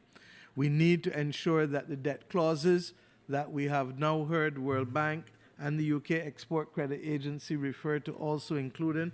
My country has been, up until now, the largest issuer of debt clauses in our bonds, but we need to ensure that those debt clauses are for existing contracts and not simply future contracts as is being proposed by some. For it to be for future contracts means that that concession will be rendered nugatory and will not benefit the countries that it is intended to benefit. We also need to ensure that those debt clauses are included in private sector contracts for debt, because quite frankly, a lot of the debt that exists in countries that is in fact private sector debt, and if a country is hit by a disaster, that too will be affected. We need to ensure that we can recapitalize the Green Climate Fund. The Green Climate Fund has had problems in terms of the complexity of its governance, and that, yes, must be addressed, but it has still worked to bridge the gap in a significant way for many countries. And rather than believe that you ignore it and look for other mechanisms, we feel that the replenishment is critical, and we salute the United Kingdom for its commitments to be able to put serious money back into the GCF and call on the other G7 countries to be able to do the same. Similarly, we have to ensure that we can allow countries to develop mechanisms. The GCF, for example, has worked with us to ensure that we can establish our own blue-green bank for Barbados and the Eastern Caribbean. And indeed, the Latin American Development Bank has also come to the table, along with USAID, along with Barbados, to ensure that that blue-green bank is established to service the needs in a more flexible way to build resilience, because time is not on our side. Having said that, We need to ensure that there's cooperation between similar green banks globally, because there is not a lot of experience, and therefore the ability to share experiences and best practices is absolutely critical. In all of this, granularity requires technical assistance for project preparation, and we need also to recognize that we are going to face a crisis in the near future with respect to the insurance industry. And unless we start to plan for it, we are going to have problems. I heard Governor Newsom speak this morning, but the reality is that the news that insurance companies would not be underwriting policies for fire in California should have been a wake-up call for the global community with respect to the insurance industry. The reality also is that in Florida, it is becoming clear that more and more companies are taking defensive action and retreating. I come from a region where tourism is critical, and in my own country. And those people who want to refurbish on a regular basis to ensure that they remain competitive know fully well that the conditions for insurance are a critical part of the security for any bank lending.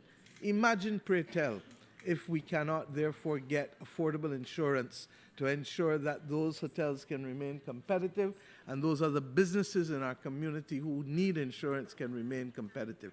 That is why the debt pause clauses are so critical, because it is government who very often has to stand in the breach when countries find that their establishments and households cannot afford to rebuild after disaster. And of course, we need to settle the terms of the loss and damage fund. It is painful to continue to see that you are asking us to increase borrowing to build resilient infrastructure for something that we did not do. And then at the same time, you want to also ensure that you have a loss and damage fund that does not have the adequate means for grant funding to be able to help countries rebuild. It is unconscionable, and it is almost a crime against humanity. And we need to therefore make sure that it is not just public money funding the loss and damage fund as a matter of urgency, but non-state actors, not just the oil and gas companies, but the finance, the insurance, and the transport companies. And no one is suggesting that they be bankrupted.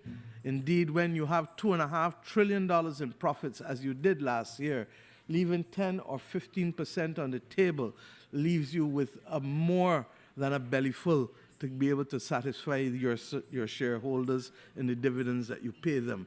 But if you don't take corrective action now, you will have to tell us where you have been keeping all of your scientific research to relocate you and your families to the planet Mars or the planet Pluto.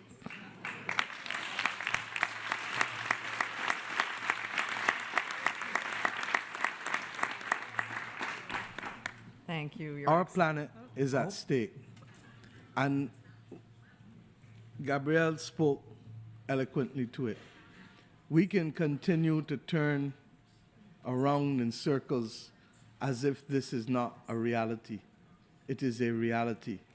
And there must be an urgent convening of cooperation between the multilateral development banks and the World Bank. And this notion that there are higher players and lesser players in the multilateral development banking community must stop. And the bureaucracy must be moved out of the way. And the leaders must be given support by the member states. Similarly, the jockeying for boast bragging rights cannot be allowed at a time when the world is burning. And I hope that in the same way we can take Ukraine seriously in the Security Council, that we can take the climate crisis seriously and the financing needs for it in the Security Council.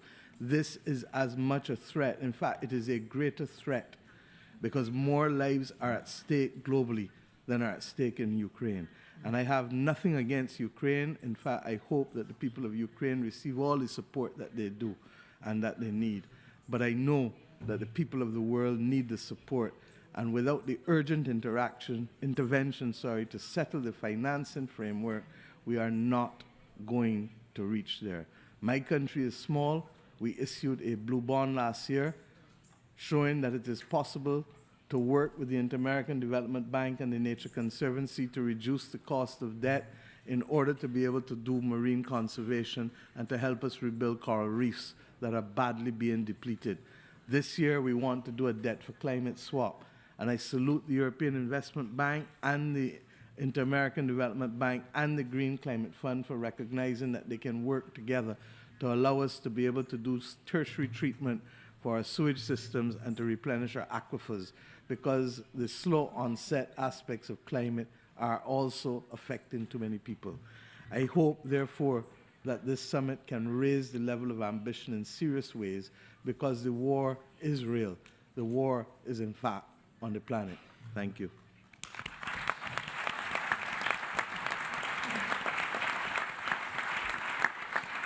Thank you, Your Excellency. I would now like to welcome His Excellency President Gustavo Petro of Colombia. You have the floor, sir. Gracias. Thank you. I come from Colombia, a country which exports carbon. We're the 5th largest global exporter of carbon, and we also export oil. More than 60% of its exports are fossil fuels. We depend on those exports.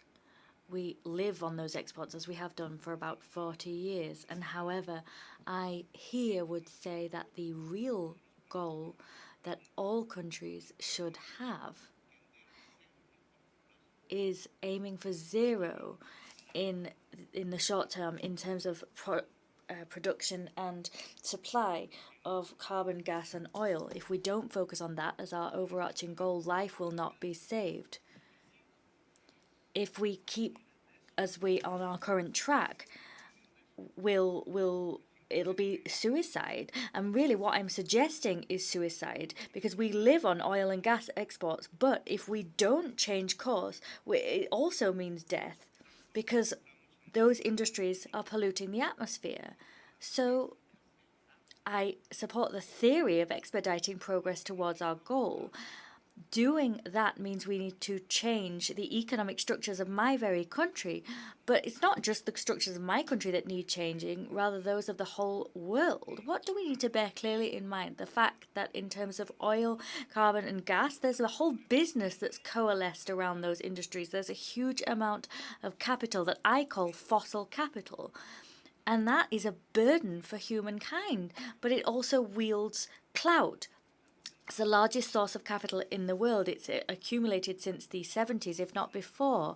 And that capital acts through our countries and our governments to influence policies, and therefore affects the United Nations. And that capital changes language and goals. And given that our goals are the preservation of life, this language changes prospects for life itself. Therefore, the word goal, that's a common one we bandy about in the United Nations, goal or target. What does that mean?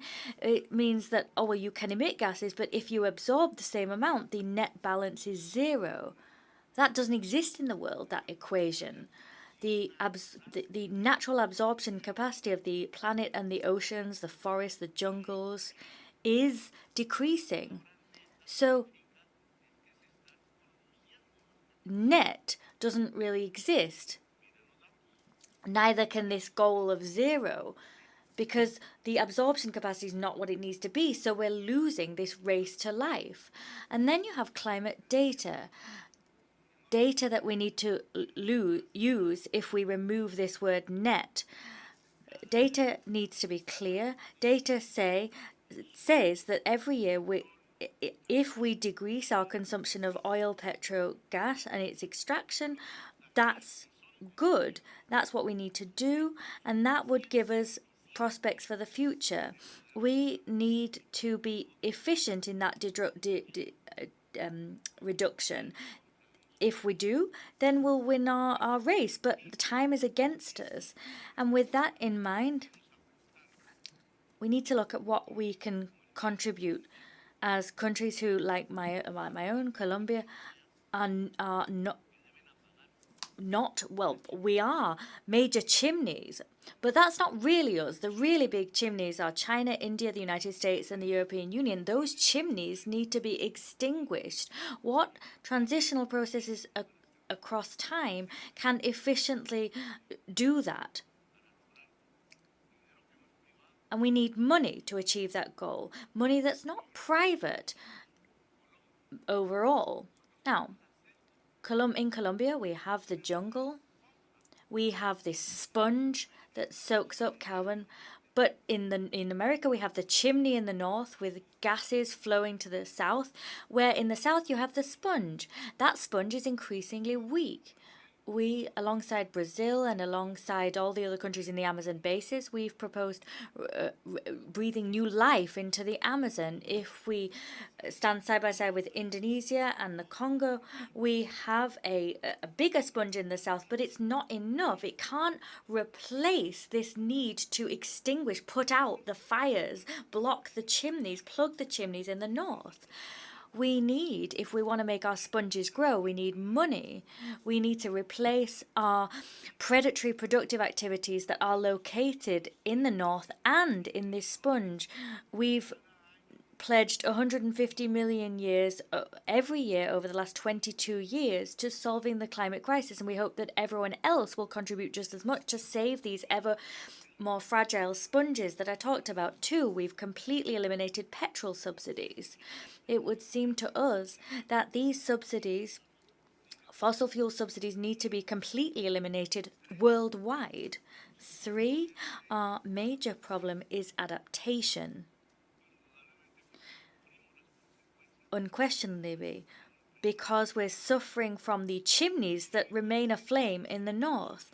So, if we have the sponges in the south, outside of the oceans, and in Africa and Southern America, we have this wealth of potential to create clean energy using water, sun, geothermal energy, wind.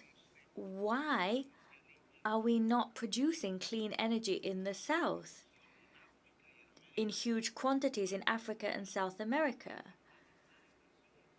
So we need to outsource funds and investments and move production in the north to the south of those energies. And that means you need wealth in the south, and you need to decarbonize social prosperity in the south too. And that means even more money is needed. We're not talking about thousands of millions of dollars, but really great wads of cash. And if you follow my analysis, that leads us to a pivotal issue. Huge funds, $100 billion, perhaps another zero needs to be added to that, or maybe a few more. If you look at that figure, that's not coming from private equity that actually function to make a profit. The funds we need to be public. They need to come from coffers that don't exist, but rather they have to come from our own countries. And when you think that public funds flowing into decarbonization with no interest, and it's only And those funds at a national level will only be available if debt service decreases. Our debt service can decrease. We had experience of that. If the IMF, I think they did it a little bit during COVID, if the IMF issues SDGs in a way that works in our favor and rather in favor of China, moves them away from pension funds. No one loses with that shift in SDGs. Liberal economists would say, no, inflation would grow throughout the world because money's being issued. Here I'm thinking of Keynes.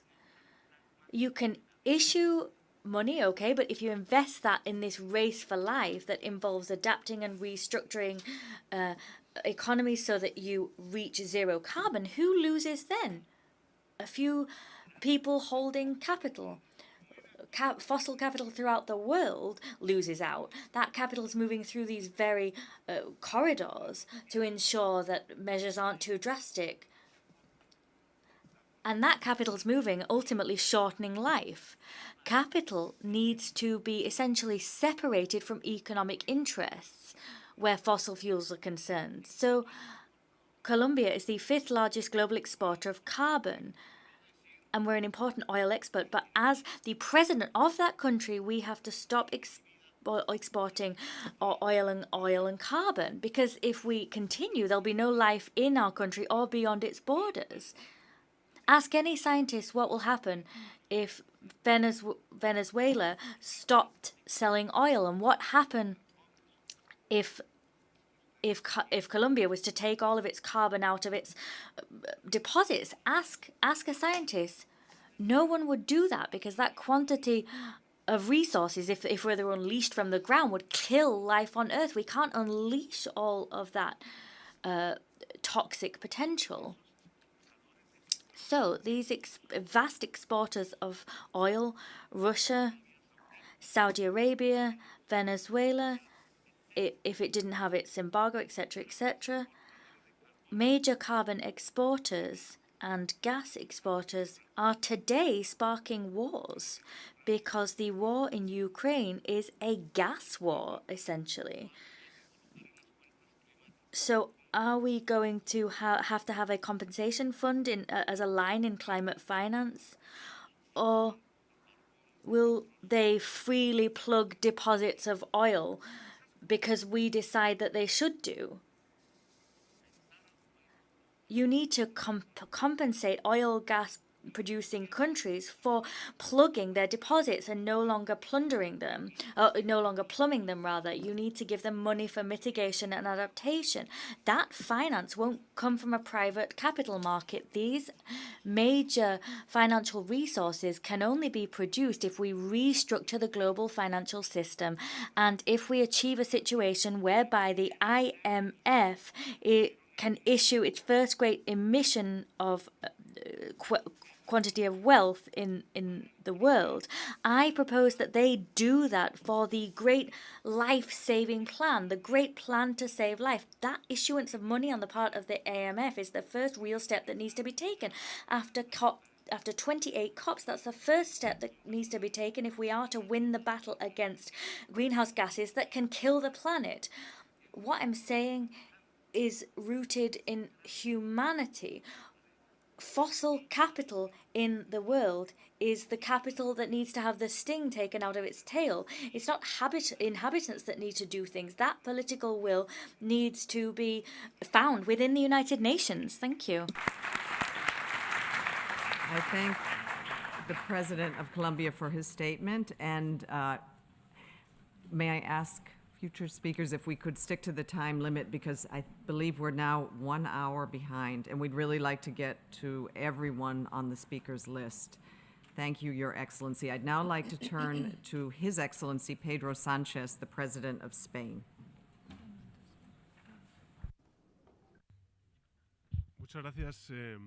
Thank you very much.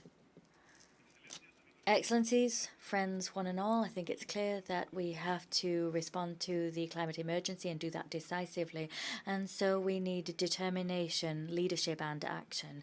And we have to increase our level of ambition. What we do in this decade will be decisive, and we have to act in harmony across all fronts. First of all, we need more ambitious national commitments by 2030. We need commitments that need to encompass all greenhouse gases and have an impact on all industrial sectors. Even though they don't yet do that, it's clear that our peak of emissions can only be by 2025, and our emissions need to be 43% lower in 2030 than they were in 2019. To achieve that goal, there needs to be more efforts in terms of eliminating fossil fuels and ushering in renewable energies. So I would announce that the Spanish government decisively supports the initiative proposed by the European Commission and COP28 to triple the installed capacity of renewable energies. We're doubling our energy efficiency by 2030. That's an EU COP goal. We need to usher in the necessary reforms to achieve those goals, but we can't do that without ambition when it comes to adequate financing. That's been said here. We need a new international financial architecture which facilitates access to funds, finds new sources for funds, and eliminates barriers. There needs to be a new international tax system which makes it possible to mobilize necessary resources to make progress with our transitional agenda and to advance the solidarity that we need to see. Finally, we need to undertake just transitions which are inclusive, which leave no one behind, in a spirit of shared responsibility. The climate agenda is in reality a positive one of progress, one of new economic opportunities. It harbors a climate transition aligned with the 1.5 goal. If we do that, follow that agenda, we'd see a growth in GDP of 2.3% over and above what we're having now, and it would create 100 million jobs. We're fully in line with that Agenda 2030, and by 2030,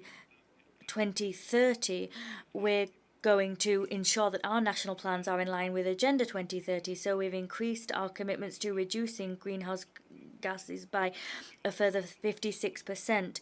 We'll increase our renewable energy production by 41%. We'll improve energy efficiency by 44%. And our renewable energy goal in terms of the percentage it will occupy in the energy mix is 51%. We've implemented our energy transition in record time. We've already eliminated 80% of our dependency on carbon, with a goal of ensuring that the last carbon power station in Spain will close in 2025. We've done all that against a backdrop of social peace, and we are firmly committed to this just transition. Lastly, we have climate finance commitments that I want to emphasize. I'm delighted to announce that Spain will make a contribution to 225 million euros for the next replenishment of the Green Climate Fund, and some 17,000 euros to initiatives for climate justice, particularly the funds for the most vulnerable and for the loss and damage agenda. Our next summit, our next meeting is COP28 in Dubai. It has to be a success. It must be a success. And my country will do everything it can to ensure it is. Thank you. Thank you, Mr. President. I would now like to welcome His Excellency Miguel Diaz-Canel, President of Cuba, to make his intervention.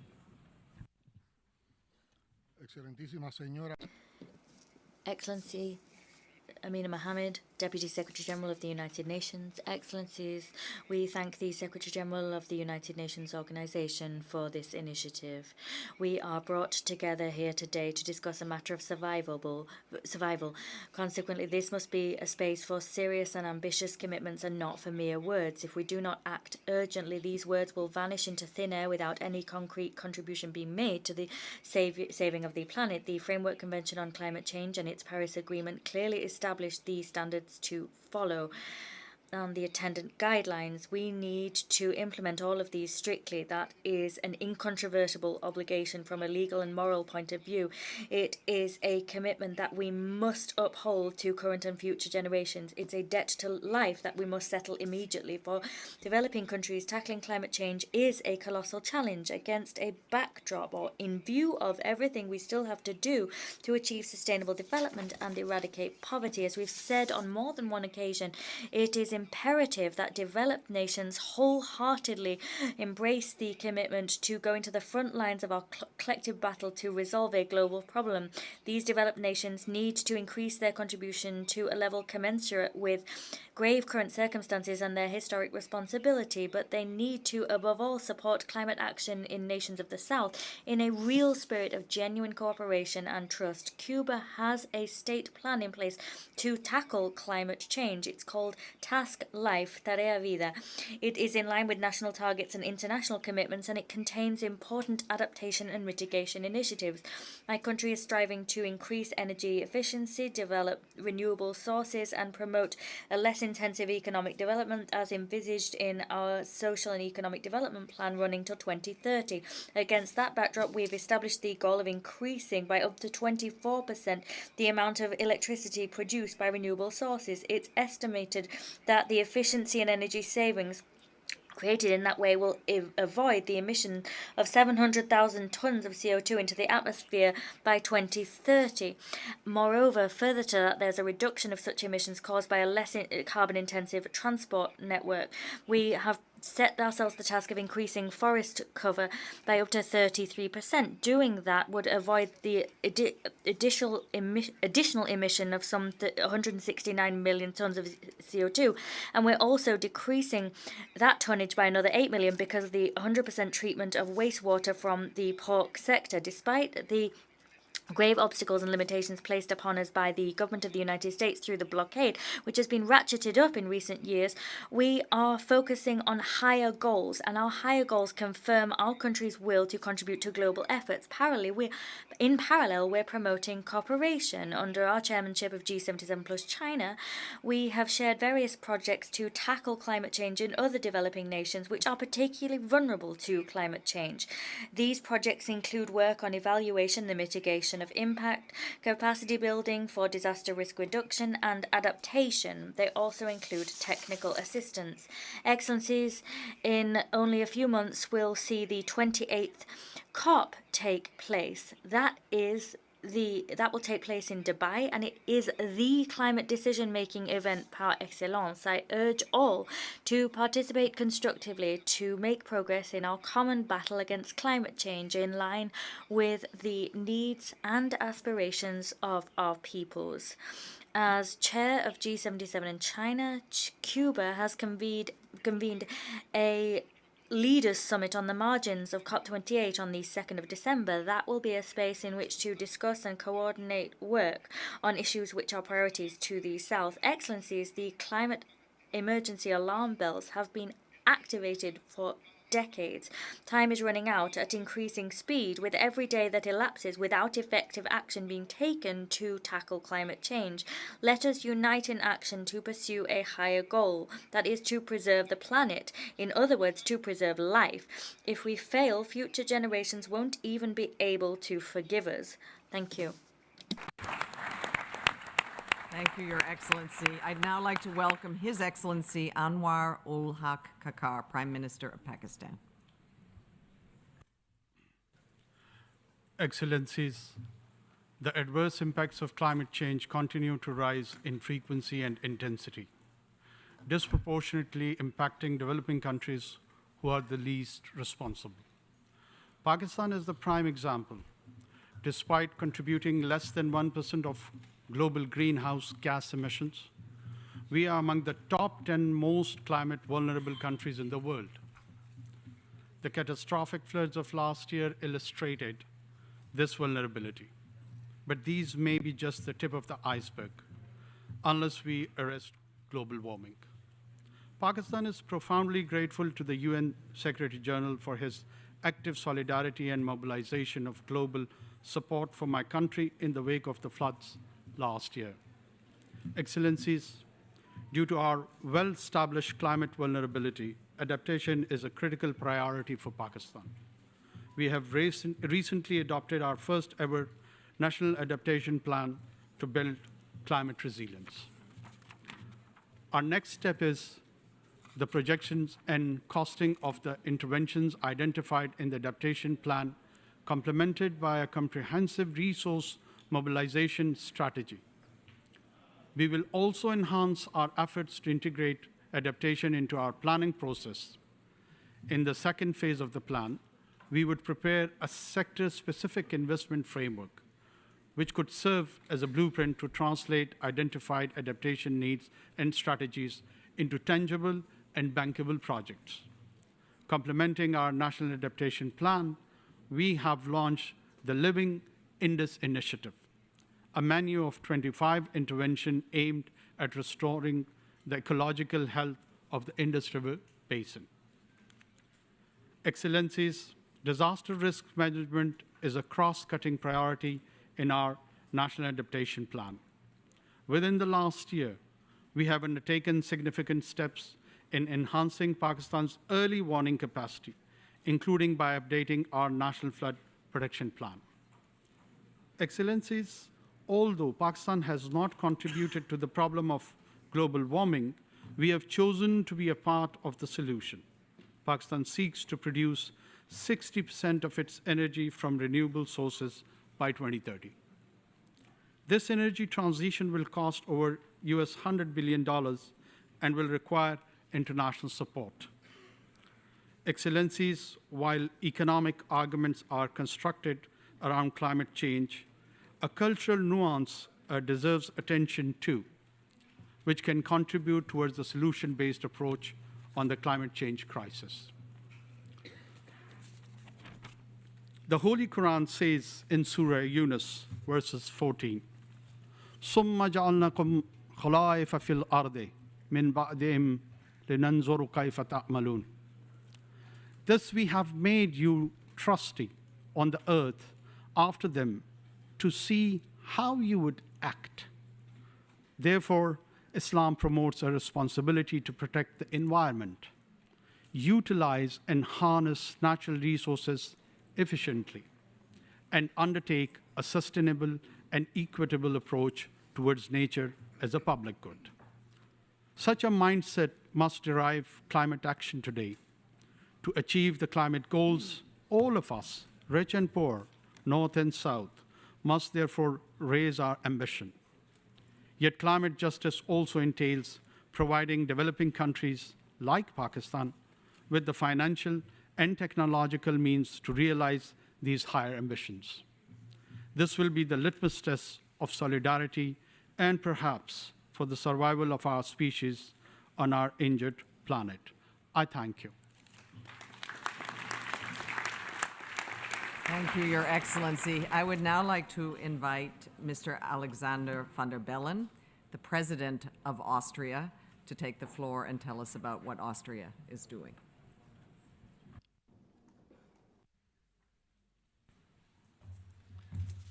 Thank you very much. Excellencies, esteemed representatives of the civil society, I'll try to give you a short report on Austria's climate policy. First, Austria remains committed to climate solidarity and will continue to support the most vulnerable countries and communities, meaning Austria will provide an additional 220 million euro for international climate finance in the years 23 to 26. 50 million euro will be used for supporting programs and projects related to loss and damage. Austria will furthermore increase its contribution to the Green Climate Fund by almost 25%, amounting to a total of 160 million euro for the second replenishment of the GCF. However, we know we cannot buy ourselves out of the climate crisis. We must curb emissions at home. That's my second point. Austria aims to achieve net zero emissions by 2040, but we will decarbonize our electricity generation by 2030. And other measures to accelerate renewable power generation are in the legislative process. Another example is to give an incentive to use public transport instead of private cars. A lump sum climate ticket was introduced, valid for each and every form of public transport run by federal, regional or local authorities. That was a success, by the way.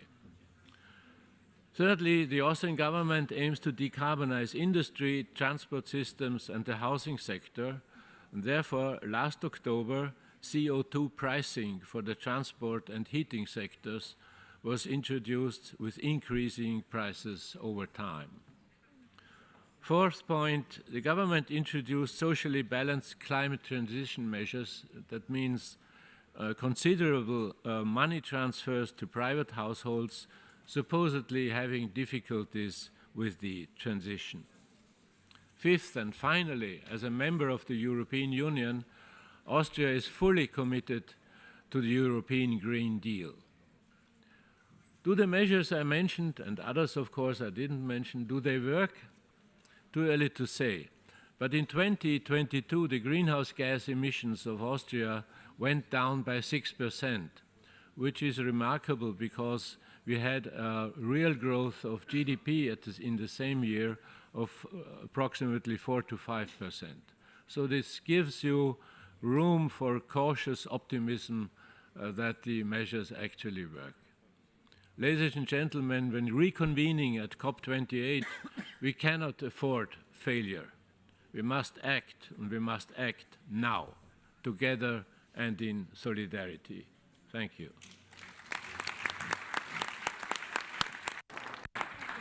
Thank you, Your Excellency. I would now like to invite to speak Ms. Mafalda Duarte, Executive Director of the Green Climate Fund. Thank you. Thank you very much, and the Secretary General, and thank you to the Secretary General and Deputy Secretary General for the opportunity to be here addressing this important summit. Excellencies, thank you for the confidence and trust as I step into my new role as Executive Director of the Green Climate Fund.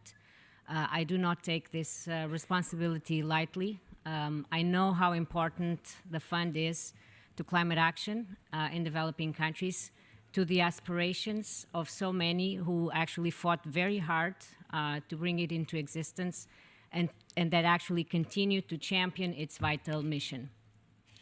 Those of you involved in the establishment of the Green Climate Fund, you have the vision and designed a very unique financial mechanism full of potential. At its creation, you wanted a financial instrument with the scale to make an impact, the flexibility to address all key barriers and risks, and an institution that would empower a new network of partners, in particular national, public, and private sector institutions that have never before received climate finance. And what you wanted became the Green Climate Fund. It is the largest institution of its kind in the world, with 17 billion in capital, with an unparalleled breadth of tools and flexibility in how resources are used to tackle these barriers to investment, and a 100+ strong network of partners, most of which national institutions. Yet, you also had another aspiration, which was simplified access tailored to country needs. What we have today is not tailor-made, but it's one size fits all. It's a single blueprint that has been enhanced over time, but instead of simplifying access, has made it more complex with high transaction costs. So at this crossroads, I think now it is time to embrace reform. We must speed up, scale up, support the most vulnerable, and optimize every dollar we invest. So my vision for the Green Climate Fund is that by 2030, we can actually efficiently and impactfully manage a capitalization of 50 billion, what we are calling 50 by 30. To get us there, we must overhaul the partnership model with the fund, including the accreditation process, significantly accelerate the time it takes to review and approve projects, reorient operations to focus on country and sector-wide programs that coalesce multiple partners and investments behind a singular country-led vision for transforming whole systems and maximizing private sector investments. And we must be more intentional about supporting the most vulnerable, investing more in understanding who they are, why they are vulnerable, and how best to respond to their needs. $50 billion is a drop in the bucket. I know this, and so all of you. But all it takes is one drop to create a ripple effect. One investment to catalyze magnitudes more capital from other sources. So this 50 by 30 is a vision for a Green Climate Fund that recognizes its unique role and potential, a vision rooted in social justice that unlocks the strengths of the private sector and its capital. But visions need champions. So today, I would like to invite you all to be those champions, to move together toward the GCF future we can all be proud of. A future that I believe starts with an ambitious second replenishment of the GCF, which is currently ongoing. And I think all of those that have shown ambition, many of which have indicated their commitments today. Germany, Spain, others, UK recently, Canada, and many others. Thank you all. And let us build on this historic momentum we've seen in recent days and in the weeks that remain to seize this opportunity to really show solidarity with the most vulnerable and deliver the change we need. I thank you. Thank you. Thank you, Ms. Duarte. And I would now like to welcome Ms. Kristalina Georgieva, Managing Director of the International Monetary Fund. The floor is yours. Thank you very much, Undersecretary. So pleased to be sitting right next to the Green Climate Fund. And believe you me, this is where the IMF belongs. Let me explain why. The mandate of the IMF is to promote macroeconomic and financial stability, growth, and employment. Climate change threatens macroeconomic and financial stability. It affects fiscal positions, growth prospects, debt levels, and most importantly, the lives and livelihoods of people. On the flip side, climate action, both mitigation and adaptation, creates opportunities for low-carbon, climate-resilient growth and for green jobs. So what does that mean concretely for our work? First, more than 2 years ago, our board approved a climate strategy that focuses on how to integrate climate risks and the green transition in our fiscal, monetary, and financial sector policy advice. As part of our fiscal policy advice, we recommend to our members pathways to eliminate over time both explicit and implicit fossil fuel subsidies. Let's face reality. Rather than decreasing, these subsidies have been increasing over the last years, reaching $7 trillion in 2022. Last year, because of high energy prices, explicit subsidies were $1.3 trillion.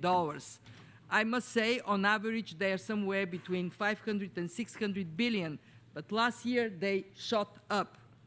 The rest, I'm very concerned about what is under this tip of the iceberg. The implicit subsidies are not internalizing the cost of carbon emissions and air pollution related to the use of fossil fuels.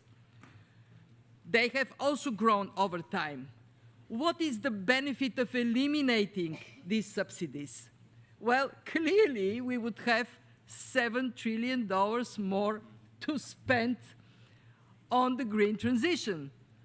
But we are also going to cut carbon emissions by 43% by 2030. Remember, this is what we need to do if we are to keep the Paris Agreement goal of 1.5 degrees alive. We also help countries to improve effectiveness of spending. We have created a new tool, climate public investment management assessments. They help countries do better with the resources they have. And in our assessment of financial stability, we include climate-related risk analysis, starting from the countries where these risks are most acute. Second, we put money where our mouth is. We deployed $40 billion from the $100 billion SDRs, our better off members on lend through the IMF on concessional basis, to create a new instrument, the Resilience and Sustainability Trust, to help our vulnerable low-income and middle-income income members build resilience to climate shocks. Our board has approved 10 programs in just 1 year, and I'm very proud, and this is for you, Amina. 5 of these programs are in sub-Saharan Africa. for the countries that have done nothing to create this problem but are disproportionately affected. And I'm very proud we are the first institution, financial institution, to offer concessional finance through the RST to middle-income vulnerable countries. Now, we do this and we need to do more. We are very conscious that time is not our friend. And I think my time is now up. Less talking, more doing. Okay.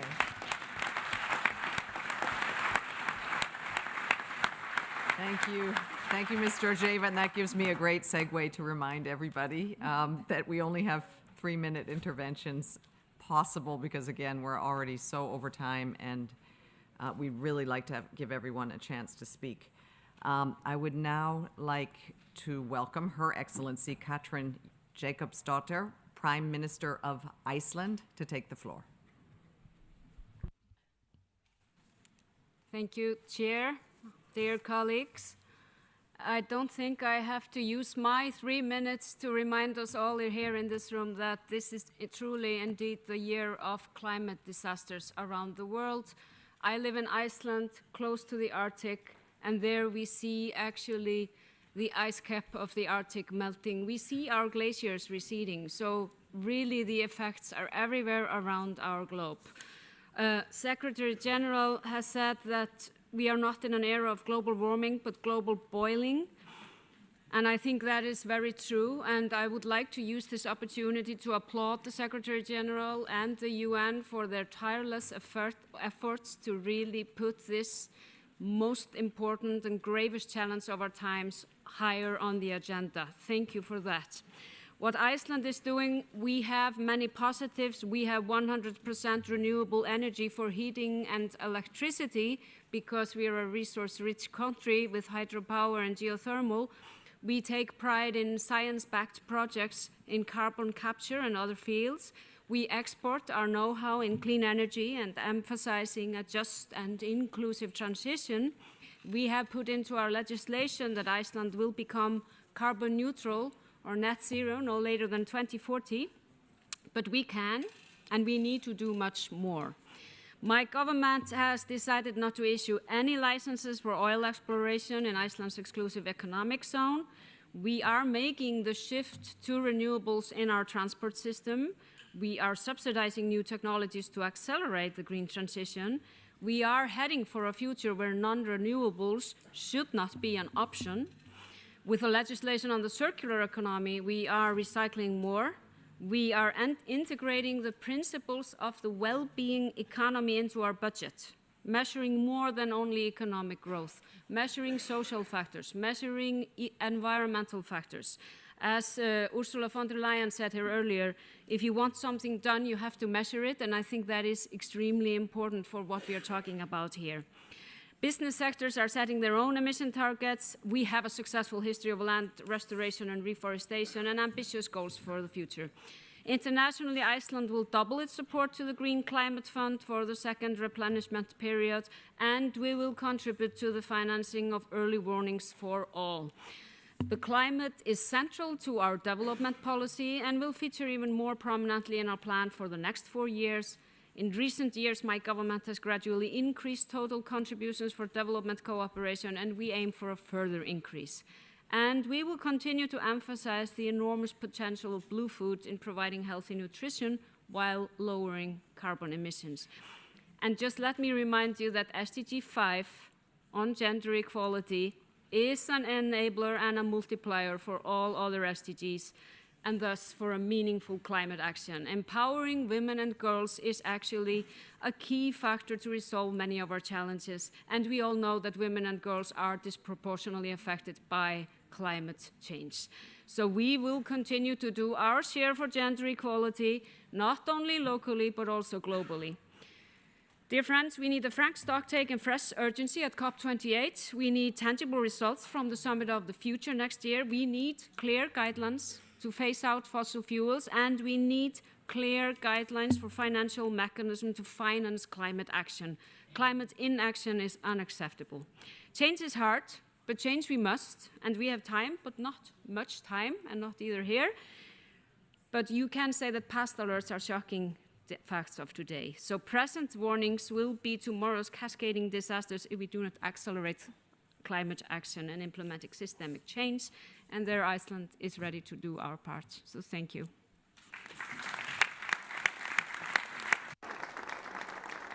Thank you, Prime Minister. I would now like to invite the Mayor of London, Mr. Sadiq Khan, to take the floor. Thank you, Madam Undersecretary. The situation that confronts us today is grave. It's nothing short of self-harm on a planetary scale. And it's the poorest, the most vulnerable, bearing the blunt.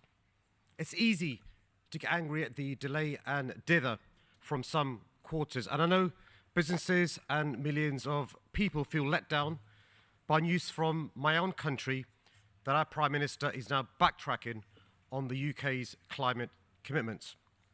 But our cities offer grounds for hope because we're the ones willing to make the tough calls. Only last month, London implemented the world's largest clean air zone. And let me be frank, doing this wasn't easy. But the time for action is now, which is why we're also investing in green jobs, public transport, and clean energy, charting a course for London to be net zero, not by 2050, but by the end of this decade. Our city is by no means alone.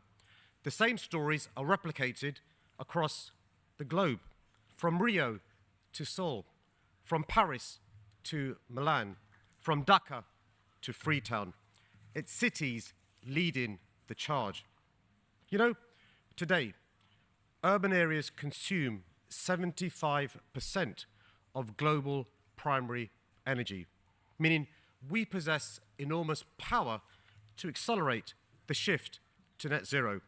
It's why cities can be climate titans, using our might and muscle to make a decisive difference in this decisive decade. Just this week, C40, representing more than 700 million of the world's citizens in 97 cities, pledged to cut fossil fuel consumption by half within the next 7 years. Because, let's be frank, our reliance on fossil fuels is at the root of the problem. And I say to fossil fuel companies, if you don't change and commit to the green transition, you risk being consigned to the past. The choice you face is simple. Get on board or get left behind as we race to a greener age. And governments should be helping businesses to do that, not putting obstacles in their way. Let me finish with this. To all those working to secure the fate of our civilization, the cities of the world are with you.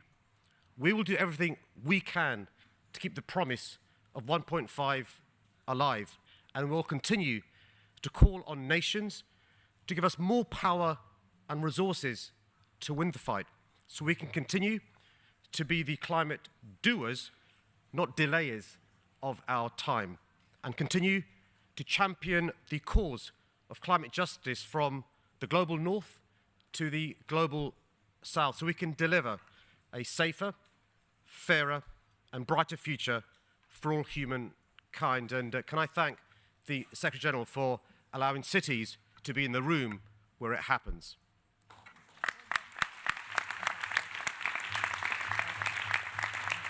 I thank Mayor Khan. And now I would like to invite the President of Portugal, His Excellency Marcelo Rebelo de Sousa, to take the floor. Thank you. Madam Moderator. Thank you, Madam Deputy Secretary General. Concerning climate action. Without coal or nuclear power plants, Portugal decided to anticipate in 5 years, for 2045, full carbonic neutrality. We decided also to anticipate in 4 years, 26 to 80% of renewables in electricity production, and in 2030, 100% of renewables. Until 2030, you'll be reducing in 55% our emissions concerning gas effect compared with 2005. At the same time, we're financing so many vulnerable countries. We started with a pilot agreement with Cape Verde, converting state debt into a fund, a climate and environmental fund. We're going to replicate it with African countries and Asian Pacific countries belonging to the Portuguese community countries. Finally, we do consider that climate action is connected with oceanic action. Therefore, Portugal is classifying as protected areas 30% of its sea and 100% all that area subjected to the control of good environmental conditions. We're going to double investment in science and technology in the seas and duplicate the number of startups also connected with the oceans. We are developing an Atlantic Observatory for Climate, acting in the region of Northern Atlantic, going to the areas under jurisdiction of the United States and Canada. We know that we are really running against the clock, and we have lost too much time.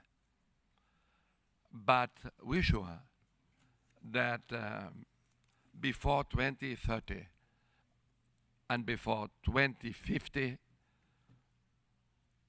we could and we shall take care of what is our single planet, the future of younger generations, and we'll be accountable to our people. We will not disappoint them.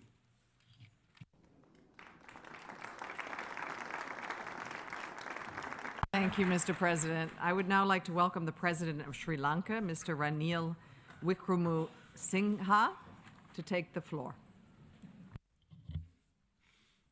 Madam Chair, Sri Lanka supports the Secretary General's accelerated agenda based on tangible climate actions which are achievable.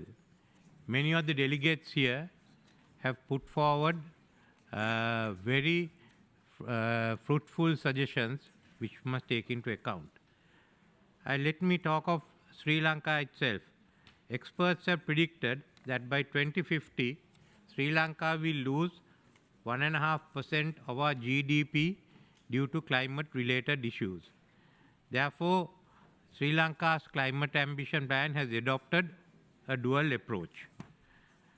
At COP27, I launched Sri Lanka's Climate Prosperity Plan as the nation's strategy for green growth based on renewable energy generations with the local advantages of wind power and solar energy.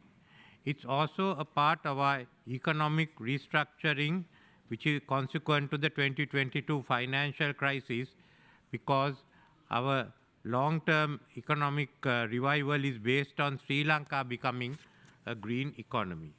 The second is that Sri Lanka is supporting the establishment of a climate justice forum aimed at fostering international collaboration to address climate-related challenges such as loss and damage, adaptation, and mitigation. There are two other proposals that Sri Lanka will also be making in respect of the global scenario. First is the establishment of an International Climate Change University, which will be an international platform on research and development on climate mitigation actions. The second is that we have realized that we have to realize that global resources are not limitless, and we must manage with what is available. Therefore, Sri Lanka is focusing on areas where maximum results can be achieved. In this background, Sri Lanka will be proposing the Tropical Belt Climate Ambition Project. The Tropical Belt is the most biologically diverse region on Earth. Typically, biodiversity increases as the latitude decreases. The biodiversity increases as we get closer to the equator. Vulnerable communities in tropical belts are the worst impacted by climate change. Significant investments in renewable energy, nature-based solutions, and pollution control in the tropical belt will lead to transformative changes in climate change, not only biodiversity loss and pollution control, not only in the tropical belt, but will also impact on the temperate areas outside.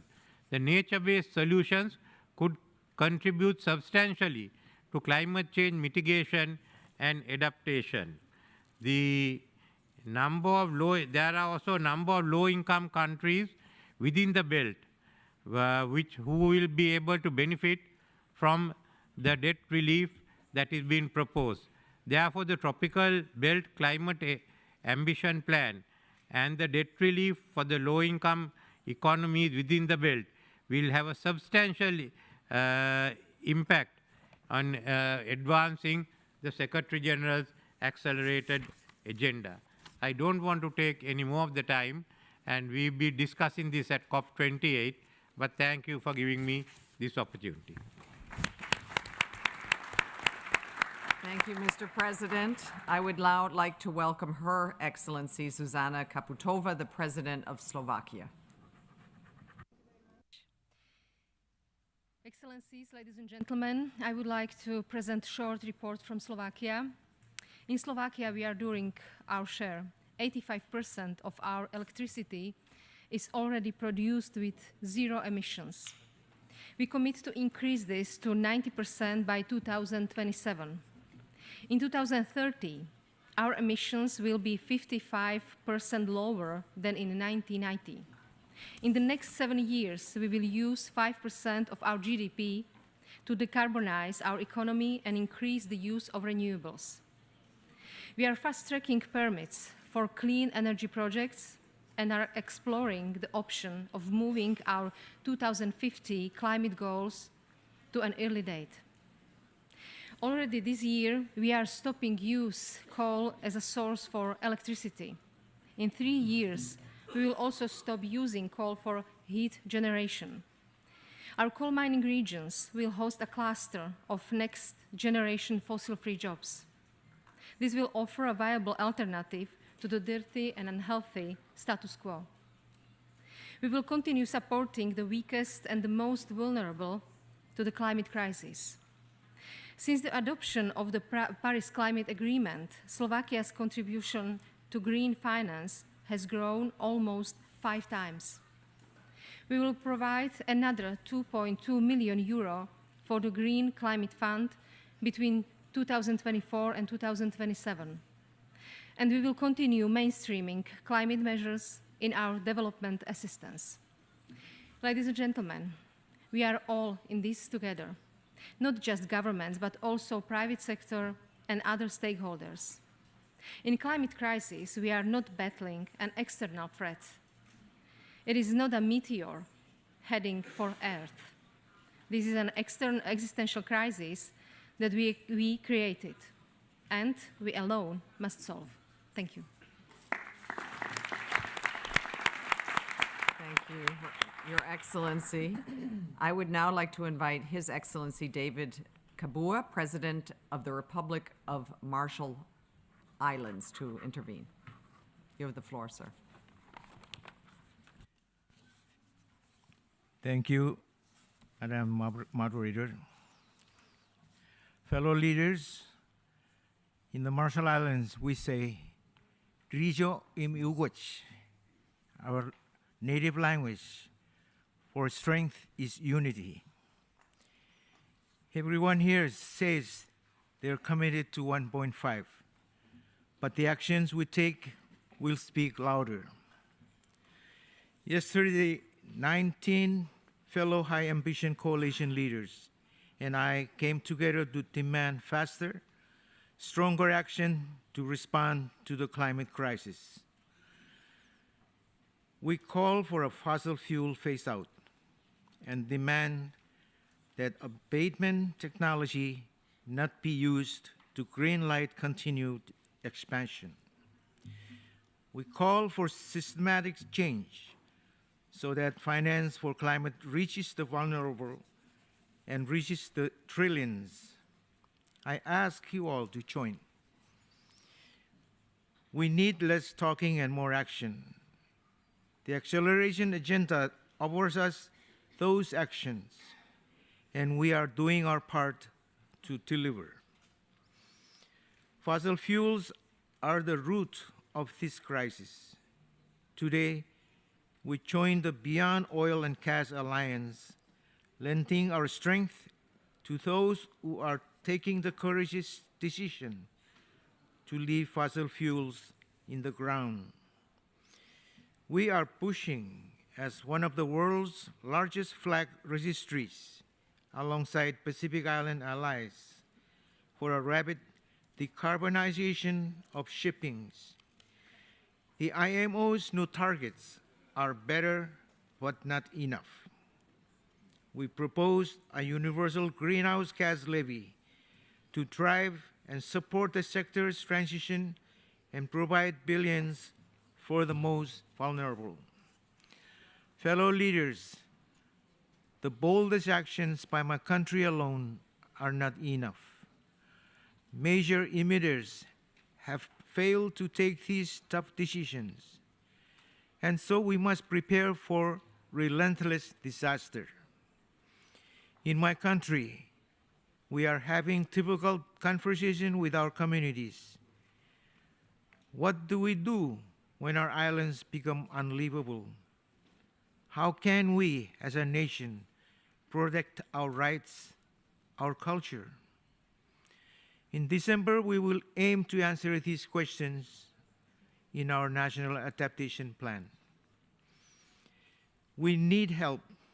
Physical adaptation alone will be in the tens of billions, and loss and damage has already hit our shores. My fellow leaders, please join my country in taking action.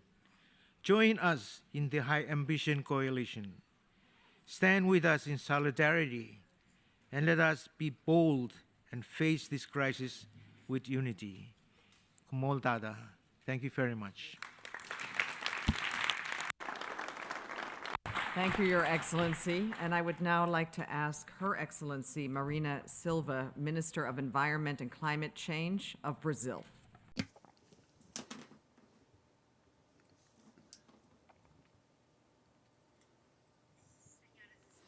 Ladies and gentlemen, I am going to read the request of President Lula, the address that he prepared for such an important meeting. So, starting my quote. In my speech yesterday at the opening of the General Assembly, I emphasized the centrality of inequality and the challenges of our age. In the case of climate change, inequality is reflected in two ways: responsibility of those who generated the problem and in the disproportionate way in which the poorest suffer its effects. The historical contribution of developed countries to global warming is a reality. Over 3 billion people are already directly affected by climate change, especially in low and middle-income countries. It is the poorest, women, indigenous people, the elderly, children, young people, and migrants who are the most affected. No country should have to choose between fighting global warming or fighting hunger or poverty. This is a false dilemma. We all have an ethical commitment to do both. Protecting the forest and the sustainable development of the Amazon are among my government's priorities. In the first 8 months of this year, we have reduced deforestation by 48%. We're going to reach 2030 with zero deforestation. We created a task force that reduced in 80% the area of illegal mining in the Yanomami territory. The whole world has always talked about the Amazon, but now the Amazon has its own voice. A month ago, we hosted the Amazon Summit and we launched a new agenda for cooperation between the countries that are part of that biome. We need to secure decent living conditions for the over 50 million people who live in the 8 Amazon countries, including indigenous peoples. We are talking with other developing countries that also have tropical forests so that we can arrive at COP28 with a joint vision. But eliminating deforestation is not enough to solve the climate change issue. The world needs a broader, wider-reaching energy transition. Brazil, which already had one of the most ambitious climate targets in the world, has decided to go further.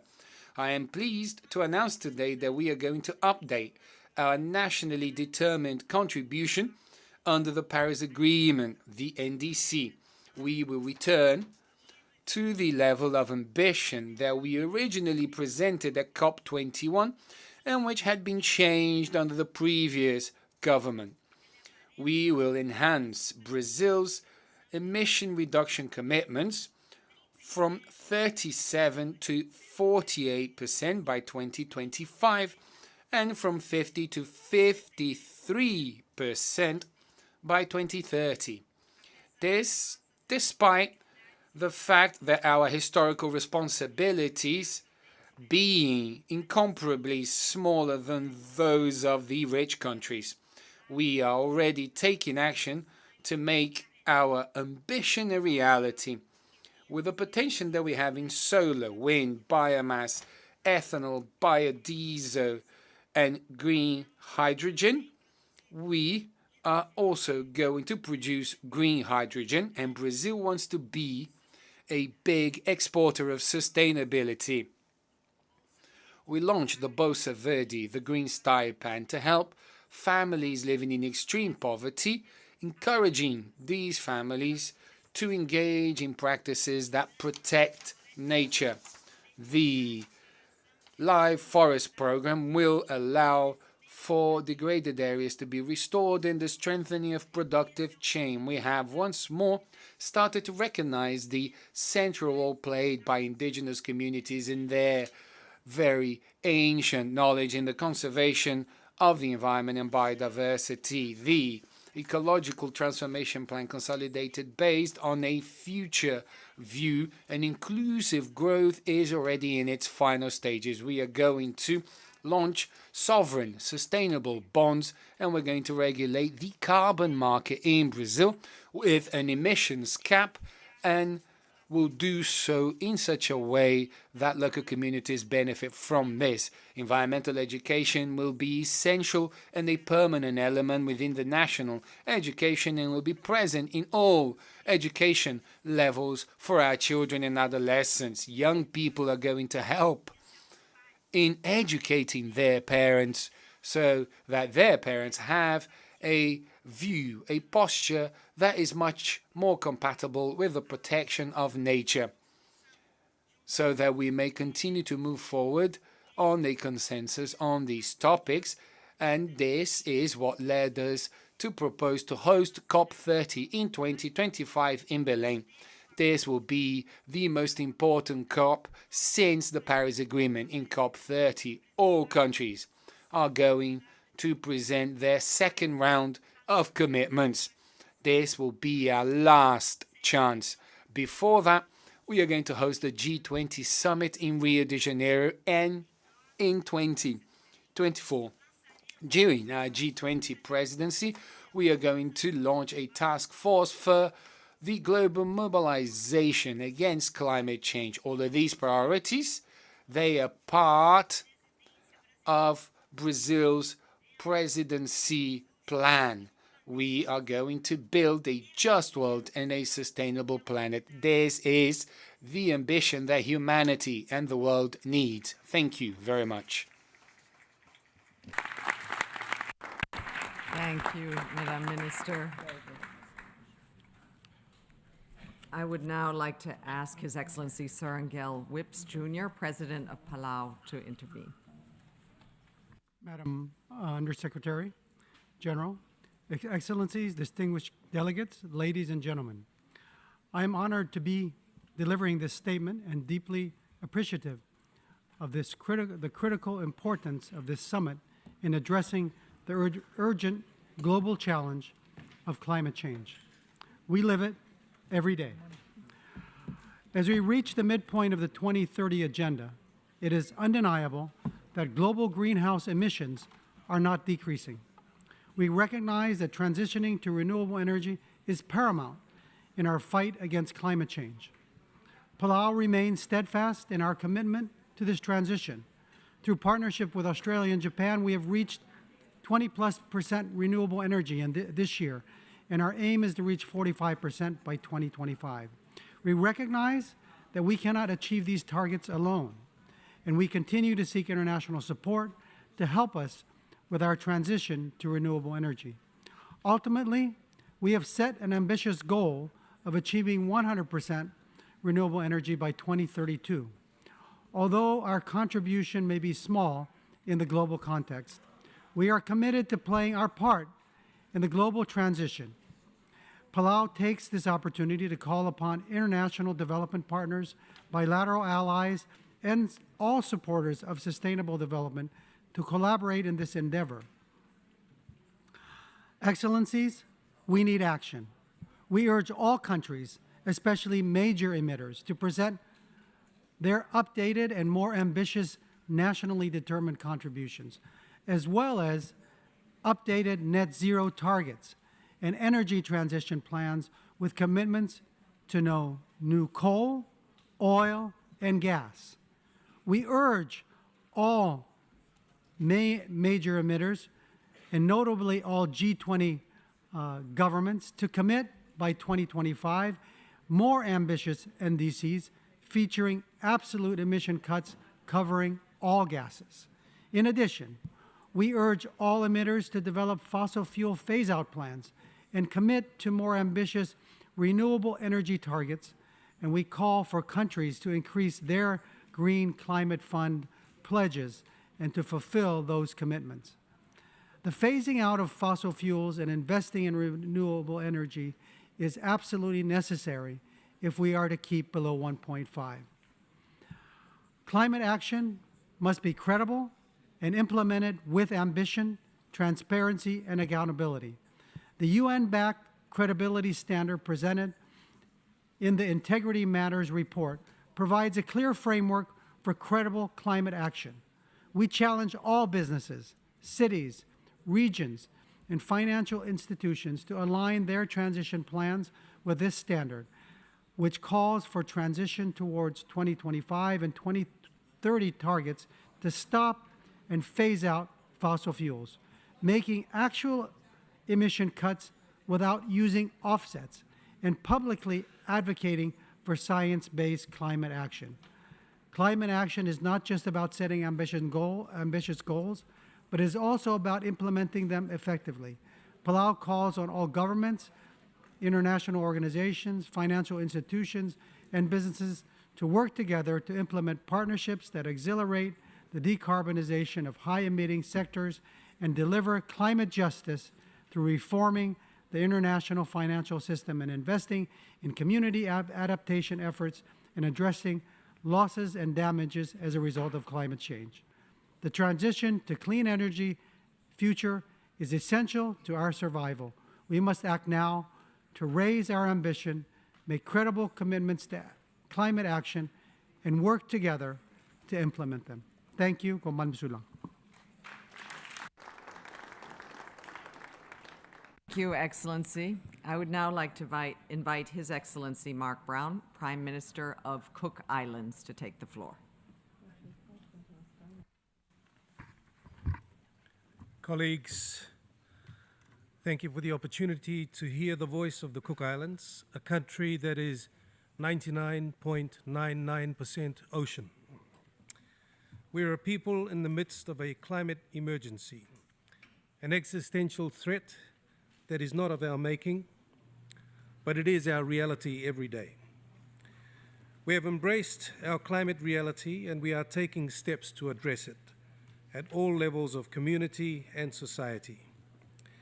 As a region, the Pacific continues to be trailblazers in the areas of international law on climate action and advocacy. We understand that our survival is not for us alone, but for our generations to come. It is their tomorrow that we fight for today.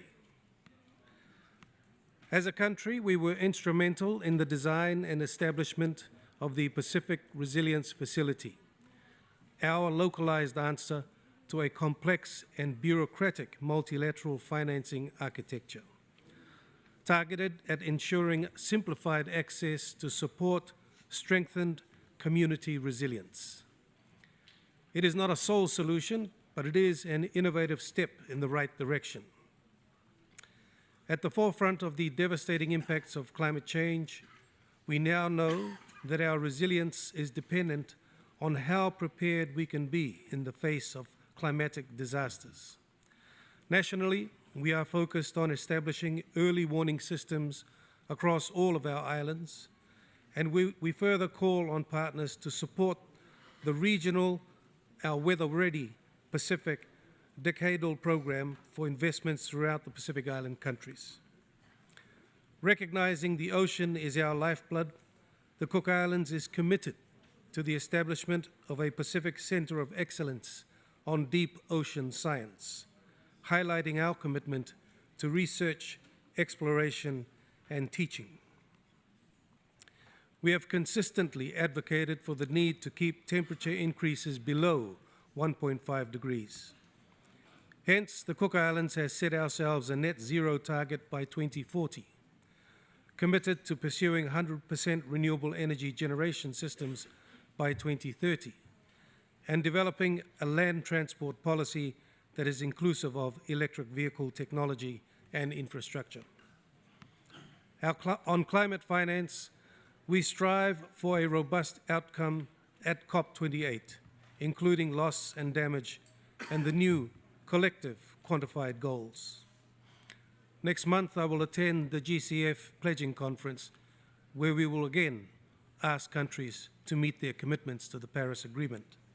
This in a year when oil companies and oil-producing nations have earned record profits as a result of the conflict in the Ukraine.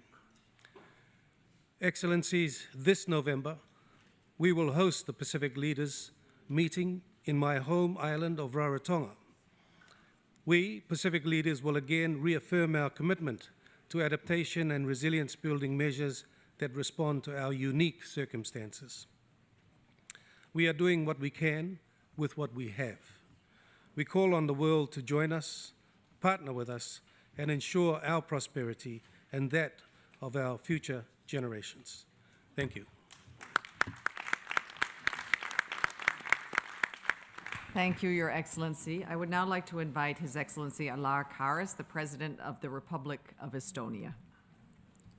Excellencies, ladies and gentlemen, the latest report by the Intergovernmental Panel on Climate Change is a sobering reminder of the magnitude of the task ahead of us. Estonia welcomes the acceleration agenda. If we wish to deliver we need to give way to a positive message of hope, and deliver we must. Allow me now to present Estonia's pledges. First, Estonia aims to meet the 100% renewable electricity target by 2030 for our own consumption, while also committing to reducing greenhouse gas emissions across all sectors by 80% by 2035. Together with the EU, Estonia is working on reaching climate neutrality by 2050. Secondly, we are rapidly transforming our energy sector by reducing the use of oil shale and gas. We are simplifying the process of acquiring permits for renewable energy projects. Together with our neighboring countries, we have ambitious goals for offshore wind development in the Baltic Sea. Thirdly, we move towards more flexible government structure by bringing energy, transportation, buildings, shipping and environmental protection under a newly established climate ministry, responsible for sectors covering 70% of our emissions. We will adopt taxation measures and a climate law drafted in cross-sectoral spirit of cooperation.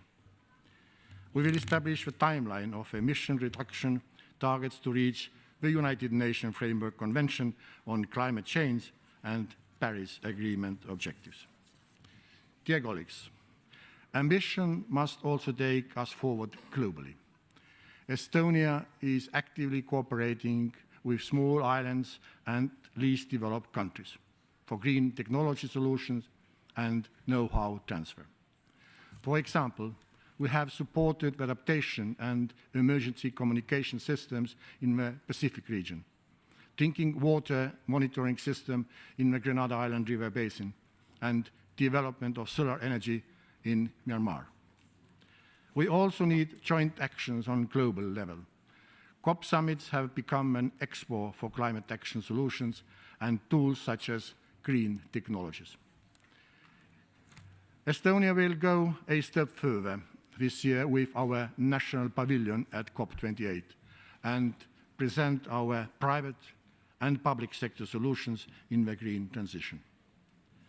In conclusion, as a community, we have the tools and the agency to tackle the climate crisis.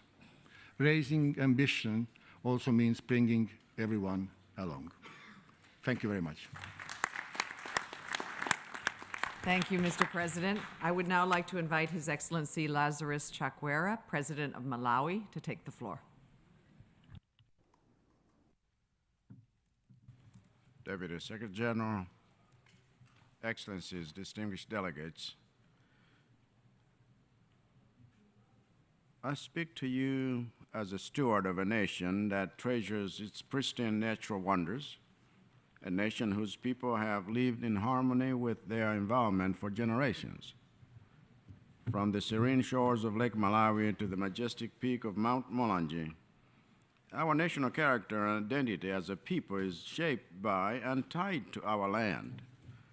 For it is this land that nurtures our heritage and sustains our livelihood. So just imagine how we felt when cyclones Ana and Gombe hit us last year and wiped out a year's worth of food for over 3 million Malawians and destroyed 1/3 of our power supply. Or how we felt when the contaminated waters occasioned by those two cyclones triggered the worst cholera outbreak in Malawi's history, killing more people than COVID. How we felt when 20 million Malawian hearts broke under the crushing weight of Cyclone Freddy just 6 months ago, killing over 1,000, displacing over 500,000, and carrying away a year's worth of food for over 2 million and the hopes of our children. In short, Malawi is the poster child of climate injustice, a nation on the receiving end of climate events it did not cause. So while it is sad that we are having to accept that no one has come to meaningfully fund the pursuit of sustainable development goals for Malawi to achieve Agenda 2030, our nationally determined contributions under the Paris Agreement and the Malawi 2063 vision, we ourselves will never abandon that pursuit. And thank you for your attention. Thank you, Mr. President.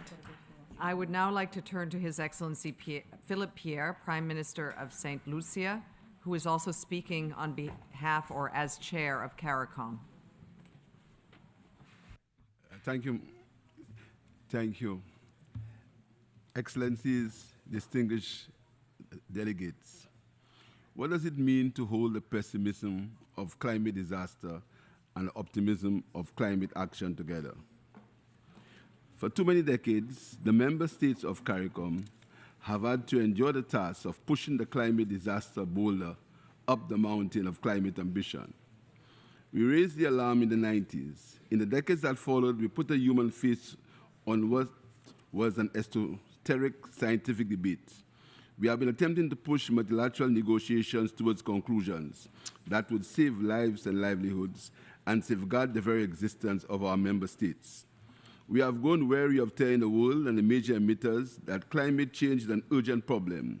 It's an existential threat, that it is the defining challenge of our times. Our member states are leading the way in advancing adaptation and resilience initiatives. We continue to strengthen our renewable energy transitions and efforts to combat coastal erosion, sea level rise, and freshwater and agricultural challenges. But the climate continues to change. The threat continues to grow, and our member states continue to face an uncertain, potentially dangerous future. This deepening climate crisis cannot continue to receive a response from the major emitters that amounts to a reckless disregard of the consequences and obligations of their actions. The current instrumentalism, lack of ambition, and multilateral gridlock must be broken in the interest of our small island developing states, the vulnerable developing nations, and the countries with a genuine interest in the success of solving our climate crisis. And success has a clear definition. Emission targets that ensure global temperatures increases below 1.5 degrees Celsius in relation to pre-industrial levels. Urgent, predictable, new and easily acceptable adaptation financing whose parameters will be determined by the needs of those most affected, and the delivery of pledges and commitments made. More precisely for CARICOM member states, success will require greater ambition to the 1.5 degrees centigrade goal from major emitters, with science driving all decision-making on climate change, emphasizing the need for those who cause the problem to take responsibility and leadership in addressing it. The authorization of the Loss and Damage Fund and its funding arrangements at COP28 in the face of ever-growing impacts on small island developing states. Systematic approaches for debt relief for CARICOM member states in the context of unlocking new sources of finance for climate action and sustainable development, including for robust work on vulnerability indices. Target support for CARICOM member states to implement the nationally determined contributions, NDCs, and adaptation plans, as well as to support the just transitions for member states. The inclusion of the Bridgetown Initiative as a new agenda item for the 5th meeting of the Conference of Parties, serving as the meeting of the parties to the Paris Agreement and COP28. The identification of strategic areas for technical support available amongst CARICOM institutions that can assist member states with implementation and resource mobilization. Ensuring that both the political and technical outcomes of the global stocktake serves the purpose of correcting our course towards meeting all of the Paris Agreement goals. The Secretary General's acceleration agenda provides us with a pathway to success, an avenue to fast-track climate action in every country, every sector, and in every time frame. CARICOM will continue to support this agenda and work with all to accelerate the pace and scale of a just transition to a more equitable, renewable energy-based, climate-resilient global economy. CARICOM's ambitions in the face of this climate crisis are to safeguard our people, to develop sustainability, and to thrive. But we will never be able to achieve these goals in the absence of robust ambition and deliverable action from those who have the means and the responsibility to change and correct the cause of this crisis. I thank you. Thank you, Prime Minister. I would now like to ask the COP27 President and Foreign Minister of Egypt, His Excellency Sameh Shoukry, to take the floor. Thank you very much. Excellencies, ladies and gentlemen, we convene today under this timely initiative by the Secretary General to confirm our unequivocal commitment to undertake individually and as an international community the necessary, bold, and ambitious actions to deliver on what is required to save our planet, not only for future generations, but also for current ones. The pledges and commitments we heard today confirm the political will of many world leaders in this regard, including pledges to replenish the Green Climate Fund, heeding the call of Sharm el-Sheikh. As COP27 President, I stress, nevertheless, on the fact that without comprehensive, inclusive, and just transition, supported with the appropriate finance, many of the pledges, especially from developing countries, will face the implementation dilemma. It is crucial at this juncture, in order to keep the goal of 1.5 degrees within reach, to address three major challenges. First and foremost, access and availability of finance. Many of the NDCs are contingent on receiving the appropriate finance. In short, delivering depends on the availability of finance at scale and through very concessional and grant-based instruments. This condition has been clearly not met. In addition to the cost incurred due to loss and damage, which is over and above the trillions needed for the NDCs. Second, debt continues to be a major obstacle. We need an innovative approach to transform debt into an opportunity, notably through debt for climate swaps. As COP27 President, I was privileged to launch an initiative in this regard, the Sustainable Debt Coalition, which garnered the support of many African countries. Third, consideration for the social and economic dimensions is imperative. Just transition pathways would assist in identifying potentials, opportunities, and needs within different sectors. Excellency, I also wanted to share with you what Egypt has a clear vision for the transformation, based on just transition pathway. Egypt submitted its third revision of the NDCs, leading to more than 10 million tons of extra reductions of carbon dioxide, to be achieved by adding 10 gigawatts of renewables, phasing out 5 gigawatts of fossil fuel-based energy, along with major transformations in the transport and green hydrogen sectors. These are concrete reflections of our Egypt 2050 climate strategy, our 2030 sustainable development vision, as well as our nexus of the Water, Food and Energy NWEFI program, a nationally owned vision assorted with targets for delivering both on energy transition and resilience buildings. Excellencies, as COP27 President, I have full confidence that we can win against the existential threat of climate if there is a sense of solidarity, similar to what was shown in Sharm el-Sheikh, and a strong and collective political will to address the challenges I highlighted. I am also confident that the United Arab Emirates will lead and deliver another successful COP28 this December in Dubai. I thank you.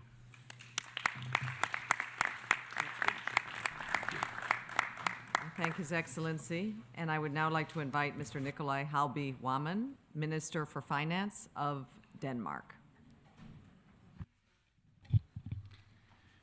Your Excellencies, dear colleagues, on this beautiful September day, we gather to discuss the state of our planet. And the message must be firm. It is evident that we face a clear and present danger from climate change. From wildfires in Hawaii, Canada, and Greece, to the scorching heat waves in Asia and flooding in Pakistan and southern Europe. It is basically there for all to see, and it's also there for all to act. Therefore, we must do that. The Paris Agreement is our promise to take action to limit the threat from climate change. It is our promise to help the vulnerable countries already facing the impacts. And it's our promise to preserve the planet for future generations. It is a promise we must keep. In Denmark, our mission is clear. We want to demonstrate that ambitious climate targets and a thriving, competitive society and social balance can go hand in hand. While this is challenging, it is also doable. We have already adopted policies to cover 75% of the distance towards our goal, a 70% reduction in greenhouse gas emissions by 2030. And recognizing the urgency, we will also advance our deadline to achieve net zero emissions from 2050 to 2045. We have also, as one of the first countries, set an end date for oil and gas production in Denmark by 2050. And at the global level, we are spearheading efforts to phase out oil and gas, triple the deployment of renewable energy by 2030, and decarbonize shipping by 2050. Denmark has heard the calls to deliver on climate finance, and we have to break the deadlock and explore new avenues for mobilizing finance at the speed and scale required. Denmark is taking action. In 2023 and 2024, we expect to deliver more than 1% of the collective goal to mobilize the $100 billion. And from 2024, we will allocate 30% of our direct development aid towards climate action. And we will target around 60% of this towards adaptation. We are addressing loss and damage through support to mitigate climate disaster risks. And we are making new commitments to strengthen Denmark's investment fund for developing countries. The goal here is to triple its annual climate finance from $300 million to around $900 million by 2030. Dear colleagues, this is a time for action. Denmark is ready to do its part. We urge the rest of the nations to do the same. Thank you. Thank you, Excellencies. This concludes the morning segment of the Climate Ambition Summit, and thank you to all of you for being first movers.